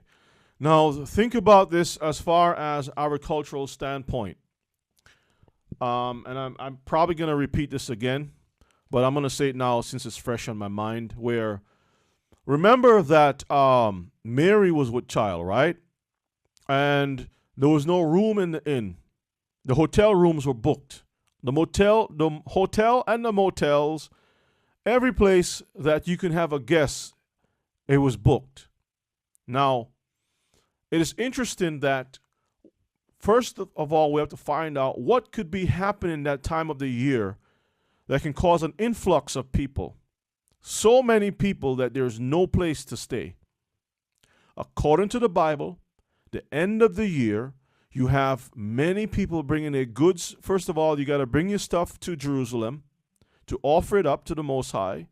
You're also making your sales, your purchases. Everything is done to get things up to market, to get things together. So you have Jerusalem is packed with people. There's no room. That was the end of the year, the fall season, brothers and sisters. All right? That's the time that Yeshua was born. And also, keep in mind, that's the appropriate time for the tax collectors to collect the best money. The more revenue is collected at that time of the year. The Romans were tax collectors. They didn't really care too much about what the people were doing, but they wanted to make sure that their money was coming in uninterrupted, right? So they knew when Israelites were bringing in the money, and they were there to collect the monies at that time. So that should give us a little understanding. So let's look at the second myth. Myth number 2. At his birth, he was surrounded by his family, shepherds, and the 3 wise men were there.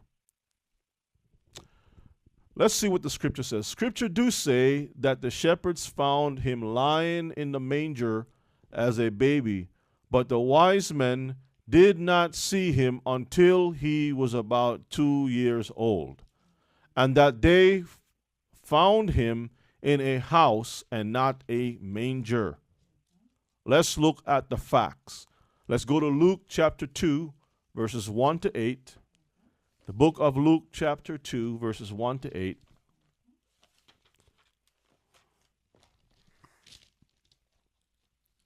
The book of Luke chapter 2, verses 1 to 8. And let's read, and then we'll skip down to verses 12, okay? Okay. Read. And it came to pass in those days that there went out a decree from Caesar Augustus that all the world should be taxed. Mm-hmm. And this taxing was first made when Cyrenius was governor of Syria. And all went to be taxed, every one into his own city. Mm-hmm. And Joseph also went up from Galilee out of the city of Nazareth into Judea unto the city of David, which is called Bethlehem, because he was of the house and lineage of David, Mm-hmm. to be taxed with Mary his espoused wife, being great with child. And so it was that while they were there, the days were accomplished that she should be delivered. Mm-hmm. And she brought forth her firstborn son, and wrapped him in swaddling clothes, and laid him in a manger, because there was no room for them in the inn. And that's the end of the year, the Israelite year, when the harvest, and not just Israelite year, but the nations around also brought in their harvest at that time of the year, because there's no growing of crops with the cold weather. It's time to shut everything down and to celebrate. So the Romans, they know for that area, and Syria was kind of like set up as the headquarters to launch, to govern over the Middle East area. Okay, was that it? Verse 8. Verses 8. And there were in the same country shepherds abiding in the field, keeping watch over their flock by night. Remember, he was a child. He was a babe. Let's see what it says. Let's read on to verses 12. And lo, the angel of the Lord came upon them, and the glory of the Lord shone round about them, and they were sore afraid. And the angel said unto them, Fear not, for behold, I bring you good tidings of great joy, which shall be to all people. For unto you is born this day in the city of David a Savior, which is Christ the Lord. And this shall be a sign unto you. Something that you can see. Read. You shall find a babe wrapped in swaddling clothes, laying in a manger. So the angels gave them some direction to let them know that the child will be in a manger. All right. Now, you can read on. You're not going to find wise men around there with the child. It's only the shepherds that showed up. Right? Okay. Let's go to Matthew chapter 2 now, verses 1 to 18. Matthew chapter 2, verses 1 to 18.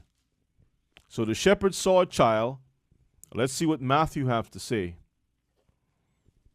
Now when Yeshua was born in Bethlehem of Judea, in the days of Herod the king, behold, there came wise men from the east to Jerusalem, saying, Where is he that is born King of the Jews? For we have seen his star in the east, and are come to worship him. When Herod the king had heard these things, he was troubled, and all Jerusalem with him. Mm-hmm. And when he had gathered all the chief priests and scribes of the people together, he demanded of them where Christ should be born. And they said unto him, In Bethlehem of Judea, for thus it is written by the prophet. So the Edomite king, Herod, not an Israelite, was concerned because he knew the prophecy that when the Messiah returns, that will be the end of the nation of Esau, the Edomites. It's all throughout the Bible. Even the book of Revelation speaks of the destruction of the Edomite people. Okay? All the nations will be broken down, and the king will rule over them. They know all these things. So he wants to know, hey, where is he? Because I got to do something. I got to stamp out this king. Read on. And thou, Bethlehem, in the land of Judah, art not the least among the princes of Judah, for out of thee shall come a governor that shall rule my people Israel. Then Herod, when he had privily called the wise men, inquired of them diligently what time the star appeared. Mm-hmm. And he sent them to Bethlehem and said, Go and search diligently for the young child. And when you have found him, bring me word again, that I may come and worship him also. Mm-hmm. When they had heard the king, they departed.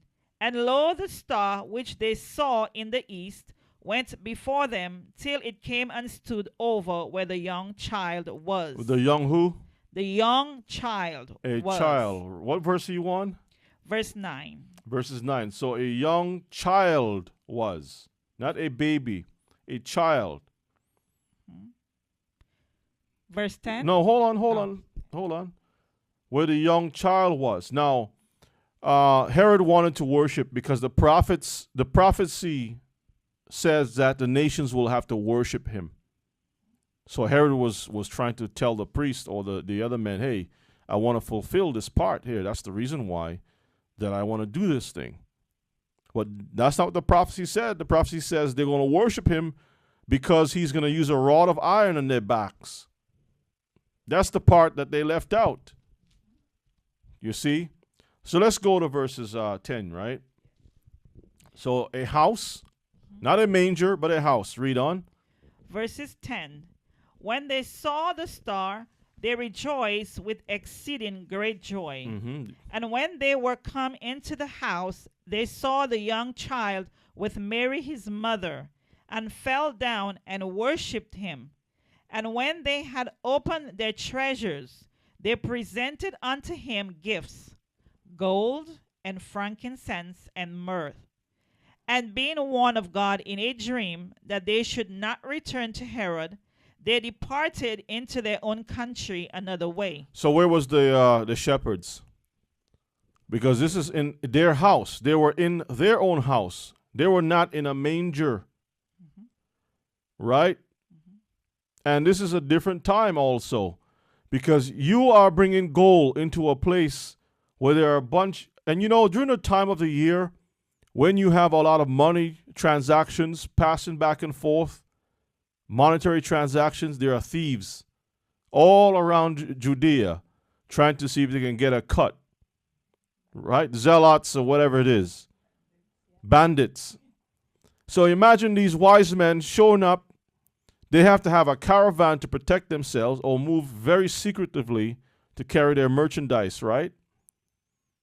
So just think about that. Put some brain exercise in there and think about what the Bible says versus what tradition has been pushing out for the longest time. It's a bunch of lies, okay? And the Bible doesn't say it was 3 wise men either. You can put that in the trash. It only mentions 3 gifts. 3 types of gifts. Not even 3 gifts, but 3 types. Okay? Read on. Verse 13. And when they were departed, behold, the angel of the Lord appeared to Joseph in a dream, saying, Arise and take the young child and his mother, and flee into Egypt, and be thou there until I bring thee word. For Herod will seek the young child to destroy him. Do you think it's possible that Mary could have traveled, just had her womb opened up, just had a little baby? I don't know, but maybe Mary was a superwoman or something, that she can just have a child, jump on the back of a donkey, and ride all the way down to Egypt. She must have had some good tea. Jewish tea. Like they want to say. No. She actually, this microphone is, I was bumping in my lips. She actually had to rest according to the commandment, right? Rest up herself and get herself well so she can travel. That child had to be circumcised, that's true. And all those things had to happen. So it was a young child. You can't take a little baby on a journey like that either. Both the mother and the child will end up dying. Okay, it's a harsh trip. Let's continue on. Verse 14. When he arose, he took the young child and his mother by night and departed into Egypt, and was there until the death of Herod, that it might be fulfilled, which were spoken of the Lord by the prophet, saying, Out of Egypt have I called my son. Mm-hmm. Then Herod, when he saw that he was mocked of the wise men, was exceeding wroth, and sent forth and slew all the children that were in Bethlehem and in all the coasts thereof, from 2 years old and under. How old? 2 years old and so under. Herod waited for a while, and it was from 2 years and under. That's the amount of time that passed, brothers and sisters. That's a long time. So when they talk about the wise men, the baby was there, the wise men were there, the shepherds, everybody was having a great party around the manger. That's Catholicism. That's paganism. That's a bunch of lies, brothers and sisters, that we need to throw away. We are Hebrews.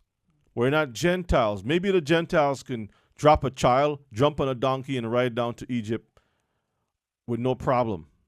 But our people are not so. We have laws. The women have to go through a period of cleansing. She has to wait 40 days for male, 80 for female. There is a time period that she has to go through.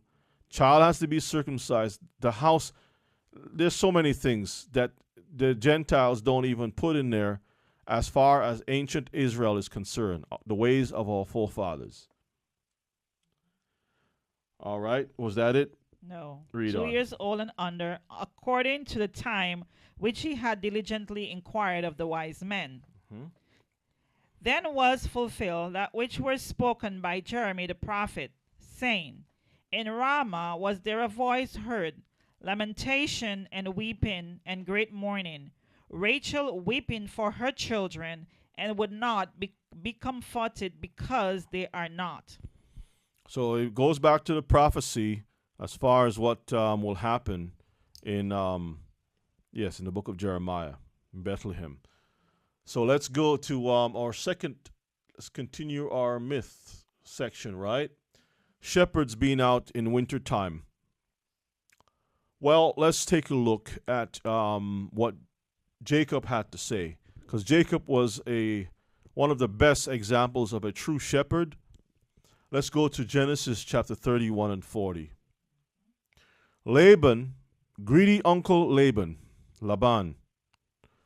was so greedy that he caused Jacob to do some ridiculous things that most shepherds won't even do.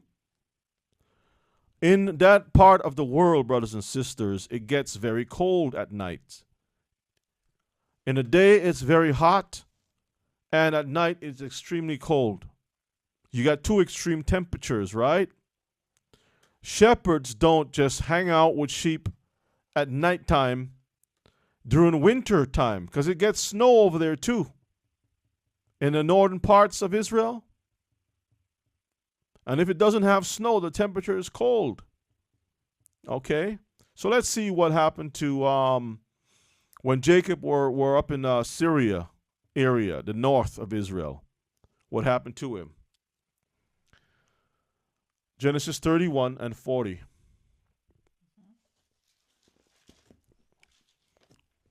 Thus I was in the day the drought consumed me, and the frost by night, and my sleep departed from my eyes. So as a shepherd, his uncle put him into a very difficult situation where the job description was being a shepherd out in the cold. And it was a hard thing for him to do. But you can ask yourself so many different questions. You know, the whole scene of the Christmas thing, it doesn't fit. It doesn't even fit if they took it from their perspective in Europe. Because you don't have shepherds out in the snow in Germany, in England, in France. right? But they project Jesus to be looking like them. Where's the snow? You see, they project him to be looking like them, but the whole scene is opposite. The people of Judea were people of color, people who can withstand the temperatures, the shift of the sun, and things like that. But they can't unless they have like the sunscreen, sunblock, or things like that. Okay? And in our time today, those people over in Israel, cancer is one of the main problems. Skin cancer in Israel today. Not among the Palestinians, because they have color in their skin. But those people who come from Europe, who call themselves to be our people, or us, they are suffering from cancers. And the government is prescribing the solution as being sunblock. When you put sunblock on your skin, under ultraviolet light, you look like a black person. The sun sees you as a black person. So what do you think the original black people were that had the original sunblock on them? They were us. We were the ones, okay, who fit the scriptures all the way through. So, let's move on to the other myth. Myth number 3. Yeshua's birth was called Christmas and was established to honor the birth of God's Son. The answer, of course, is no. The date of the celebration is traditional and is not considered to be his actual date of birth. The phrase first recorded was back in 1038. In 1038, the Gentiles came up with this Christmas idea, the time of saying, well, this is when he was actually born. Okay? Let's look at a little bit of history, just a little bit, and we'll get a little bit more deeper and deeper and deeper. You'll see the true spirit behind Christmas. A winter festival was traditionally the most popular festival of the year in many cultures. In part, the Christmas celebration was created by the early Roman Catholic Church in order to entice pagan Romans to convert to Christianity without losing their own winter celebrations. Most of the most important gods in the religions of Ishtar, which is Easter, and Mithra, which is where we have Christmas, had their birthdays on December 25th. Various traditions are considered to have been syncretized, that's correct, from winter festivals included the following. Let's see. Let's look at some of these pre-Christian holidays, right? Saturnalia. We will cover that a little bit more in our next classes and stuff. Saturnalia, Saturn. The best known winter, popular throughout Italy, and was a time of general relaxation, a time of feasting, merrymaking, and a succession of formal rules. There was drinking, gambling was allowed, singing was allowed, and even public nudity. This is where we have the term bacchanal, bacchanalia, bacchanal, okay? As a matter of fact, I think you'll see in the book of Maccabees where they had a feast dedicated to Bacchus. Okay, we'll cover that another time. So, public nudity. Natalis solis invicti. Alleged representation of Christ in the form of the sun god Helios, or Sol Invictus, riding in his chariot. We'll see a picture of that shortly. Yule. Yule is also known as a pagan Scandinavian celebrated. Pagan Scandinavia celebrated a winter festival called Yule, held in the late December to early January period. In pagan Germania or Germany, The equivalent holiday was the midwinter night, which was followed by 12 wild nights filled with eating, drinking, and partying. So among the Germans, the Europeans, they had 12 nights. That's why you got the song. On the first day of Christmas, blah, blah, blah, blah, blah, blah, ding, ding, a ding, a ling, a ling. And then number 2, night, and then, continues until you get 12. It's all from the German pagan perspective. So basically, you got a merging of the Saturnalia, the Roman Helios as being the god that they worship, and you got the Yule log, the Yule, from Scandinavia. All of these places were conquered by Rome. When Rome went into Germany, it was called Germania. When it went into Great Britain, it was called Britannia. When it went into all these countries, they had a Roman equivalent to it. The people kept the same traditions until this day. We are celebrating what the Gentiles enjoy. We are Hebrews. We are not Gentiles. Let's look a little bit into Saturnalia. A large and important public festival in Rome. It involved the conventional sacrifices, a couch set out in front of the temple of Saturn. The celebrations included a school holiday, and making and giving of small presents, and a special market. Gambling was allowed for all. Even the slaves could have gambled. It was a time to eat, drink, and be merry. It was also an opportunity for men to become completely free with their fellow men, sometimes evolving into homosexual and sometimes into pedophilic relationships. Pedophiles, men with boys and men with men. It was a time for homosexuality. It was a license within careful boundaries. It reversed the social order without subverting it. The customary greeting for the occasion is ho or yo Saturnalia. I-O, pronounced yo, being in Latin interjection related to ho, as in ho, ho, ho, that Santa Claus usually says. Ho, as in ho, praise to Saturn. So when you hear the so-called Santa Claus say ho, ho, that is a term, it's bits and pieces of the Gentiles' lives or culture merged together into a lie, brothers and sisters. And our people are emulating these heathen that the Most High says, I'm putting these people aside to be burnt later on in the future. Do you want to be part of that too? Or are you going to be the trees of righteousness? Pre-Christian origins, Sol Invictus. Let's cover that too. And we got a few more and we'll stop, okay? Sol Invictus. The Romans held a festival on December 25th called Dies Natalis Solis Invicti, the birthday of the unconquered sun. Natalis, birthday. Dies, day. Solis, sun. Invicti, unconquered sun.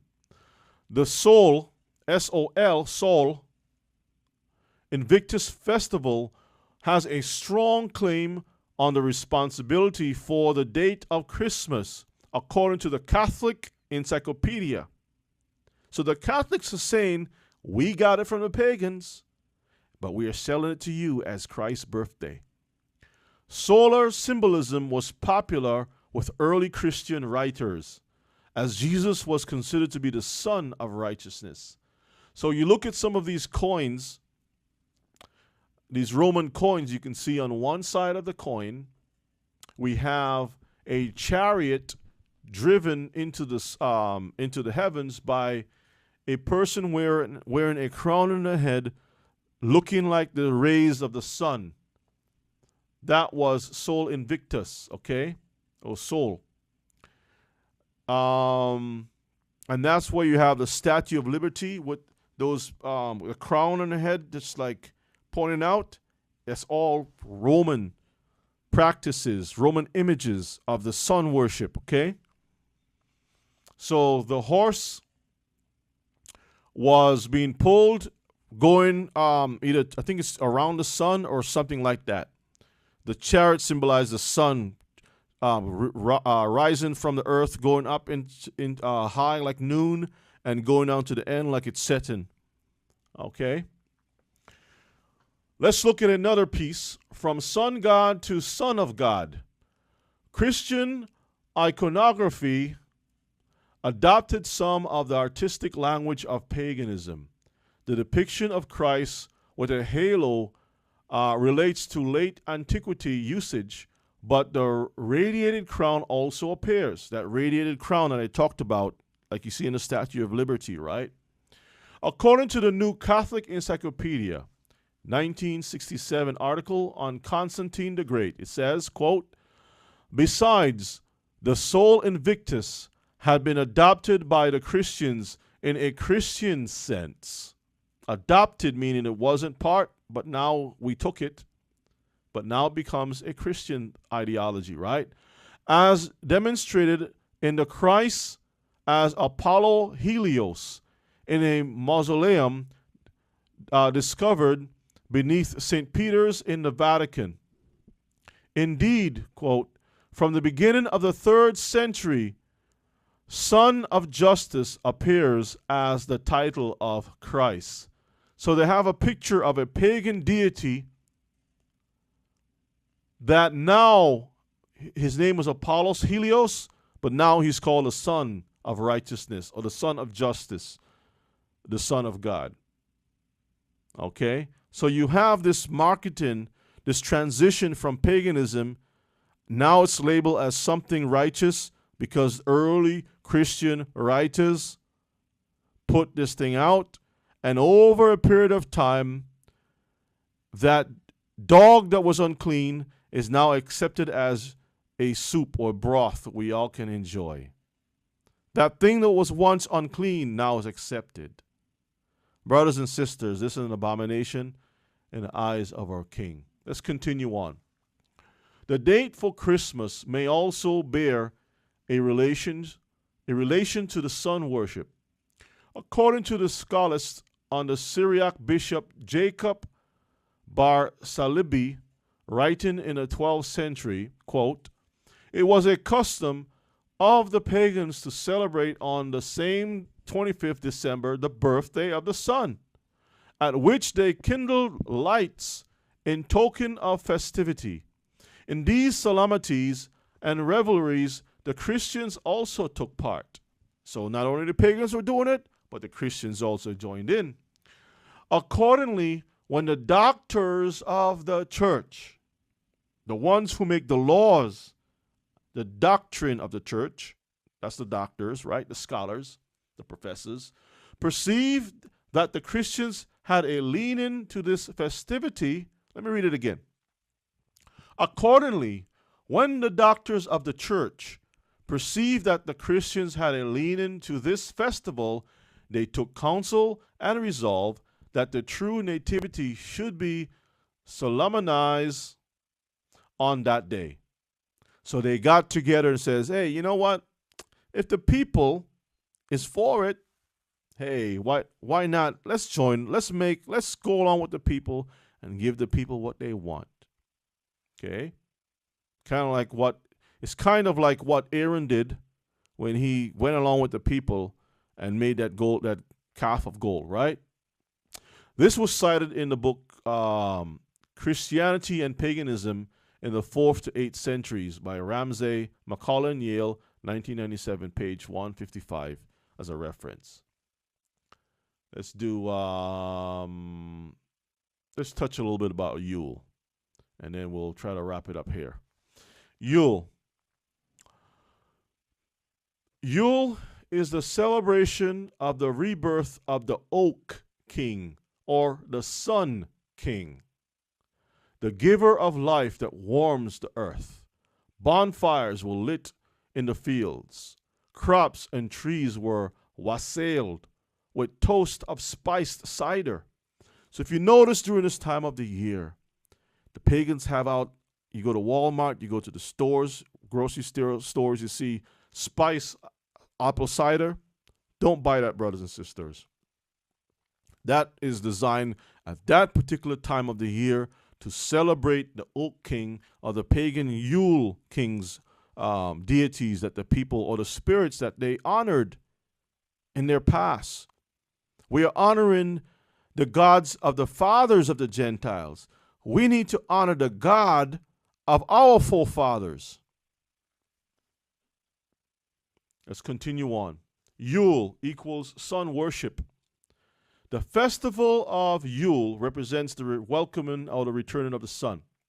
Let's see what Deuteronomy chapter 12 verses 2 says. Can you get that for me? Deuteronomy chapter 12 verses 2.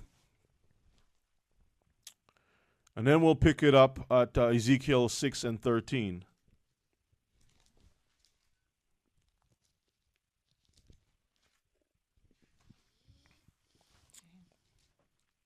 Okay. Deuteronomy 12 and 2. Uh-huh. You shall utterly destroy all the places wherein the nations which you shall possess serve their gods, upon the high mountains and upon the hills and under every green tree. Every green tree, every high hill, every high mountain, we are to destroy whatever the nations are dealing with. First place that we have to destroy the nation's ideology is within our minds, our hearts. We have to hate it. When you hate something, you are destroying it. Have we learned to hate like that? Ask yourself that question. Let's go to Ezekiel 6 and 13.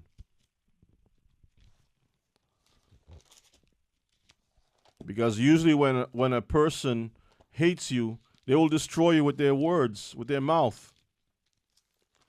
That's the sign of hatred, destruction. So we got to have that hatred in our hearts to destroy this mindset that the enemy have sown within us. Destroy it. Let's see what Ezekiel 16 and verse 13 says. 16 or 6? I'm sorry, 6 verse 13, Okay. yes, thank you. 6 verse 13. Then shall you know that I am the Lord, when their slain men shall be among their idols round about their altars, upon every high hill, in all the tops of the mountains, and under every green tree, and under every thick oak, the place where they did offer sweet savor to all their idols. Now, listen carefully, brothers and sisters. Let me go back one slide. Yule is a celebration of the rebirth of the oak king. And the oak king is also known as the sun king. S-U-N king. The book of Ezekiel 6 and 13 mentions oaks. Then shall you know that I am the Most High, Yahuwah, when their slain men shall be among their idols round about their altars. So whatever that they're doing pertains to sacrifice or worship. It's a worship thing that we're looking at that the Most High says causes jealousy. Who are they worshiping? If you look at the text of what the people were dealing with, we will see upon every high hill, in all the tops of the mountains, under every green tree. Now we know Christmas has a green tree involved, right? And they have the tree. The tallest tree is usually the one that they set up in the square, the biggest tree they can find, right? And it says under every thick oak, because the oak is associated with sun worship. Not the oak tree as a natural tree, but what they do with these things pertain to worshiping other gods. The place where they did offer what? Sweet savor to all the idols. Every feast, every worship has to have some type of food. You're not just coming together and clap some hands. There's always some kind of a sacrifice, a meal offering, things that you bring together to honor the one that you are in relationship with. Okay? Now, I'll take this slide as the last one. Can you get for me, please, the book of Acts 19 and verses 24? Let's look at the deities of Yule, the different gods. It has different names, you know. Let's look and see what it says.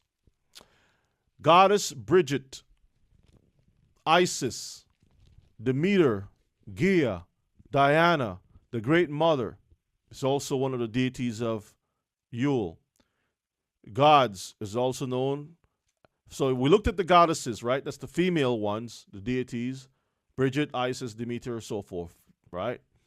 The gods now, the male forms of that is Apollo, Ra, Odin, Lug, the Oak King. See that name again appears? The Horned One. Horned One? Think about that. The Green Man. We're going to cover all that next week. The Divine Child and Mabon, M-A-B-O-N.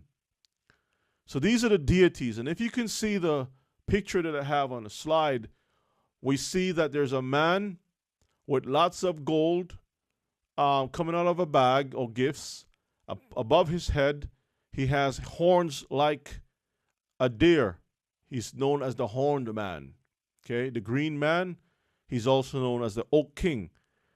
He is surrounded with some oak trees, but right between his crown of his antlers, he has a pagan demonic star. Okay. Now, this is the practice of the Europeans. They recognize this as their deity. But the Roman Catholics who wanted to conquer those places simply just accepted it, gave those things some new names, and this is where we have today Santa Claus. We'll cover that. This goes right into Santa Claus. Okay? So, let's look at the book of Acts. We're going to wind it down with these scriptures. We already read Ezekiel 6 and 13, but we'll go back and we'll read some others here. As a matter of fact, let's just deal with Acts. Acts 19 and 24. Let's see what it says. Acts 19 and 24.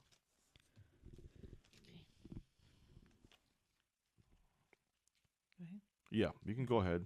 Read on down to verses, let's see if I want you to skip through. 28, yeah. Acts 19 and 24. Go ahead and read. Okay. For a certain man named Demetrius, a silversmith, which made silver shrines for Diana. For who? Diana. Now, I read before that one of the goddesses of the Yule season, the Christmas season, is known as Diana. Read. Brought no small gain unto the craftsmen, whom he called together with the workmen of like occupation, and said, Sirs, you know that by this craft we have our wealth. Moreover, you see and hear that not alone at Ephesus, but almost throughout all Asia, this Paul have persuaded and turned away much people, saying that they be no gods which are made with hands. See that? Imagine that this message goes to all our people throughout the Americas, England, whatever, wherever our people are, the Caribbean and so forth, right?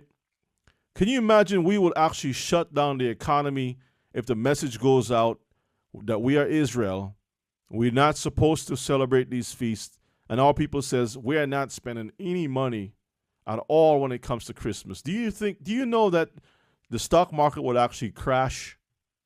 Do you know that? Because the amount of money that just our people alone, we're not even talking about the Gentiles, our people alone spend just on that time of the year. We can have our own nation. But you know what? It's the word of the Most High is true. I don't care what people say, but it's true. We are among the Gentiles. We should occupy until he comes, right? Let's read on. Continue.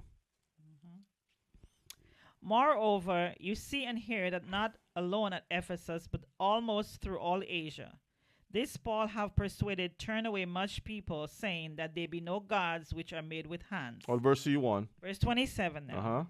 so that not only this our craft is in danger to be set at naught, but also that the temple of the great goddess Diana should be despised, and her magnificence should be destroyed, whom all Asia and the world worship. The whole world was involved in paganism. And Paul was going around, Shaul was going to Israelites to teach them to get out from this way of the Gentiles. When you read the book of the Maccabees, you'll see how our people, particularly the southern kingdom of Israel, Judah, the southern kingdom got themselves in the ways of the Gentiles. They didn't want to circumcise their children. They wanted to eat the pork. They wanted to have the Greek culture, lifestyle, or whatever it is. And they became as the Gentiles. So when we read the book of Acts, we have the disciples going to the same Israelites who have already acclimated into the lifestyle of the Grecians, okay, and had to convince them and speak to them and says, come back home. Come back home, okay? So when you start to tell a people to come back home and it's going to cost the economy, we have a problem. We have a problem. One of the reasons why there was a big problem with releasing our people from slavery was because of the economy. By letting us go, we were the ones who had the most skills because we were the ones building the railroads. We were the ones making the doors, building the houses. We were the ones using as free labor to build and to construct the Americas, whether it's North, South, Canada, whatever it is. We were the ones used. So when they let us go from captivity, we are the ones that have the skills. We know how to cook, we know how to clean, we know how to raise cows, sheep, whatever it is. Guess what? We will take the jobs from them. You see that? They know how powerful we are as a people. But do we know how powerful we are as a people? That's the question. Let's continue on. Verse 28. Uh-huh. And when they heard these sayings, they were full of wrath and cried out, saying, Great is Diana of the Ephesians. All right, let's go to verse 34 and 35, and that will be the last of it for tonight. But when they knew that he was a Jew, all with one voice about the space of 2 hours cried out, Great is Diana of the Ephesians. Let's celebrate Merry Christmas, Merry Christmas. When they found out what he was doing, they start, let's get the Christmas spirit going. Let's build up that spirit. We don't want to let that thing go. You see that? Read on. And when the town clerk had appeased the people, he said, Ye men of Ephesus, what man is there that knoweth not how that city of the Ephesians is a worshipper of the great goddess Diana, and of the image which fell down from Jupiter? Who doesn't know that the whole world has Christmas? Doesn't it? We all celebrate Christmas, right? So there's no time for us to change from that. We all celebrate the Christmas. We all have yourself a merry little, chestnuts roasting. We know the stuff back to front, brothers and sisters. Read on.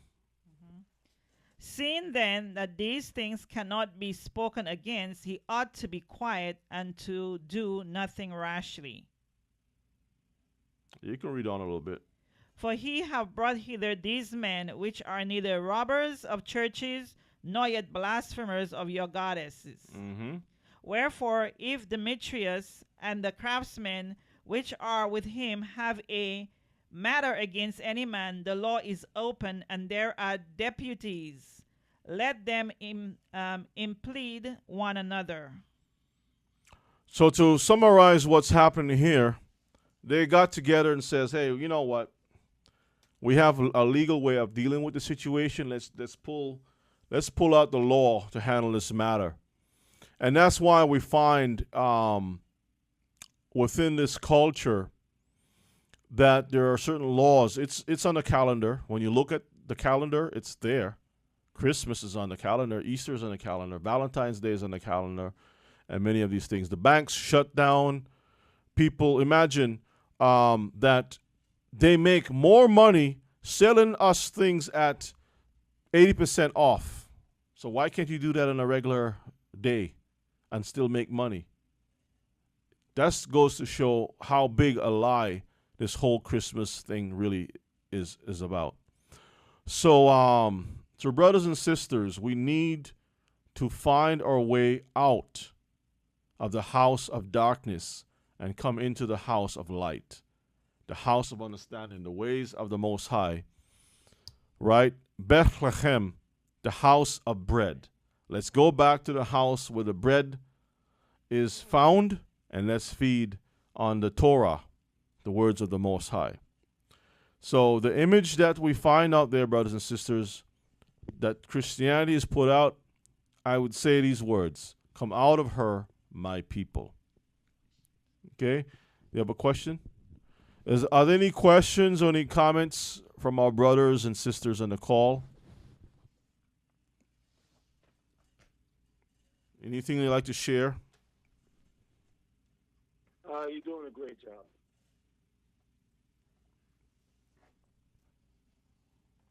Thank you, Kifa. No questions right now. Oh, okay. No questions. Everything is going good. And I thank for the new information I did not know. What exactly are you referring to, so I can get an idea? Like the mass, when you're talking about that's a worship of the dead, I didn't know about that. And when you're talking about the sun god, how that came into be Santa Claus. Yeah, and we'll cover that next week. We'll actually go a little deeper into that. I do have some more information about Krampus. That's another thing we'll get into. The other spirits that behind this whole thing. You'll see it's a lot of stuff. Plus also Happy New Year, the origin of that, and how that connects back to Edom, Esau, Edomites, and things like that. So we'll get into all those classes, and hopefully this should be an eye opener for our people. And thanks, brother, for your kind words too, and everyone else. Okay. How about you all, other sisters out there? Any comments or any questions?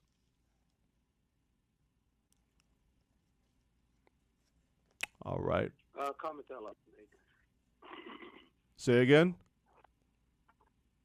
I'd like to make a comment in regards to the holidays and also in regards to some of the origins of these things.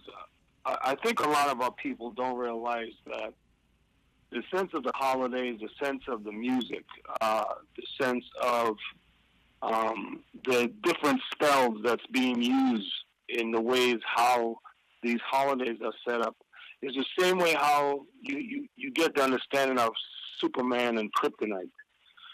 And we are basically, the House of Israel are basically the Supermen, Superwomen that was designed.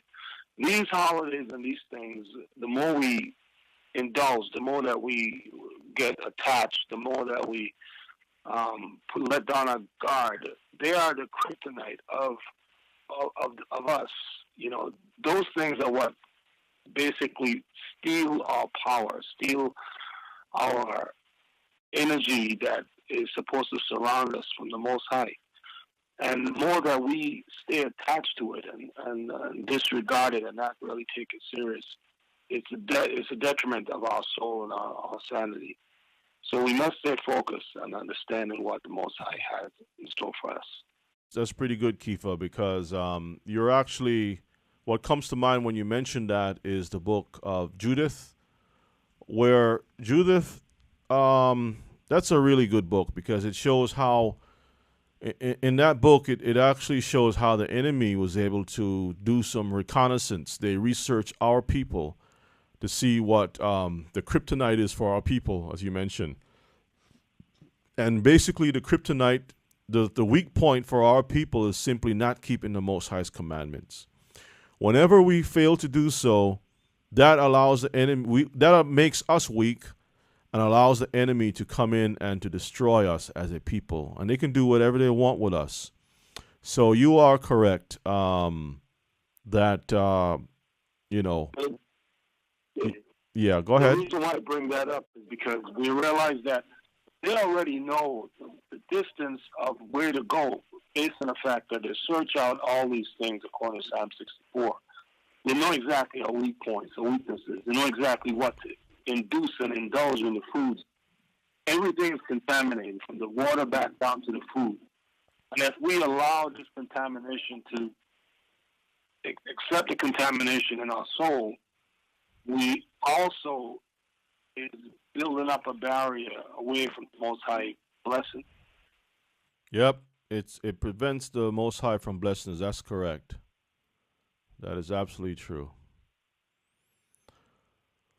All right. Well, we'll continue this until we can get all of this on the table for our people, and hopefully others, will learn something from it. So we're gonna have to close up tonight. I want to thank you all for joining us, again tonight, and to fellowship through this word and connecting as people. And so I love you all. Stay strong and stay sharp. May the Most High bless and keep you. So I'll ask Elder to come in and to render the tefillah, the prayer, to close out this tonight's class in Yeshua's name. Oh, bless the Lord, bless the Lord, bless the Lord. In Preston. Hallelujah. Father God, we want to say thanks again for the food, for the good teaching tonight from your servant, the teacher.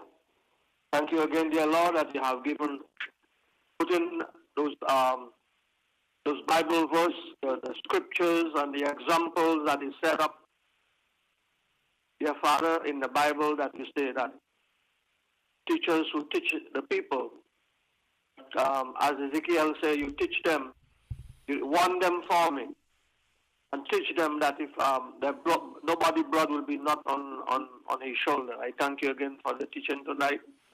I thank you for the student and everyone that participated tonight, with their understanding, the encouraging words, especially in these last days. We need all the encouraging words we all need, because the time is at hand.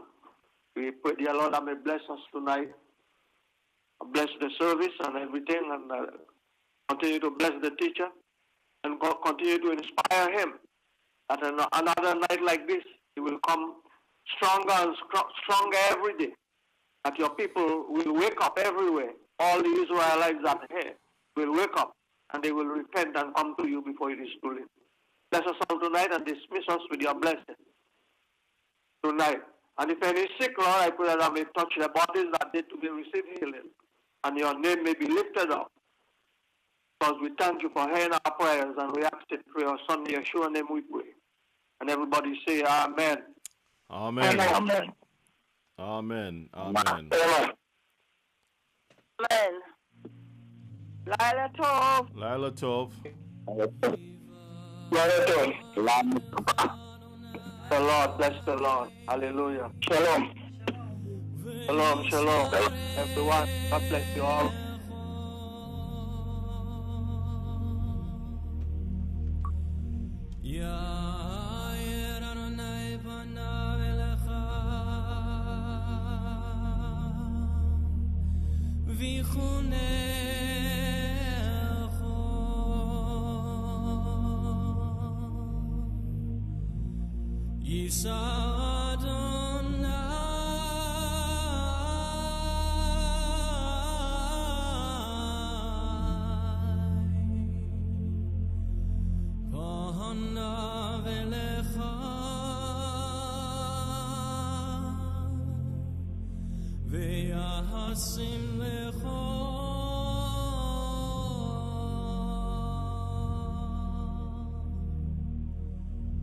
Shalom.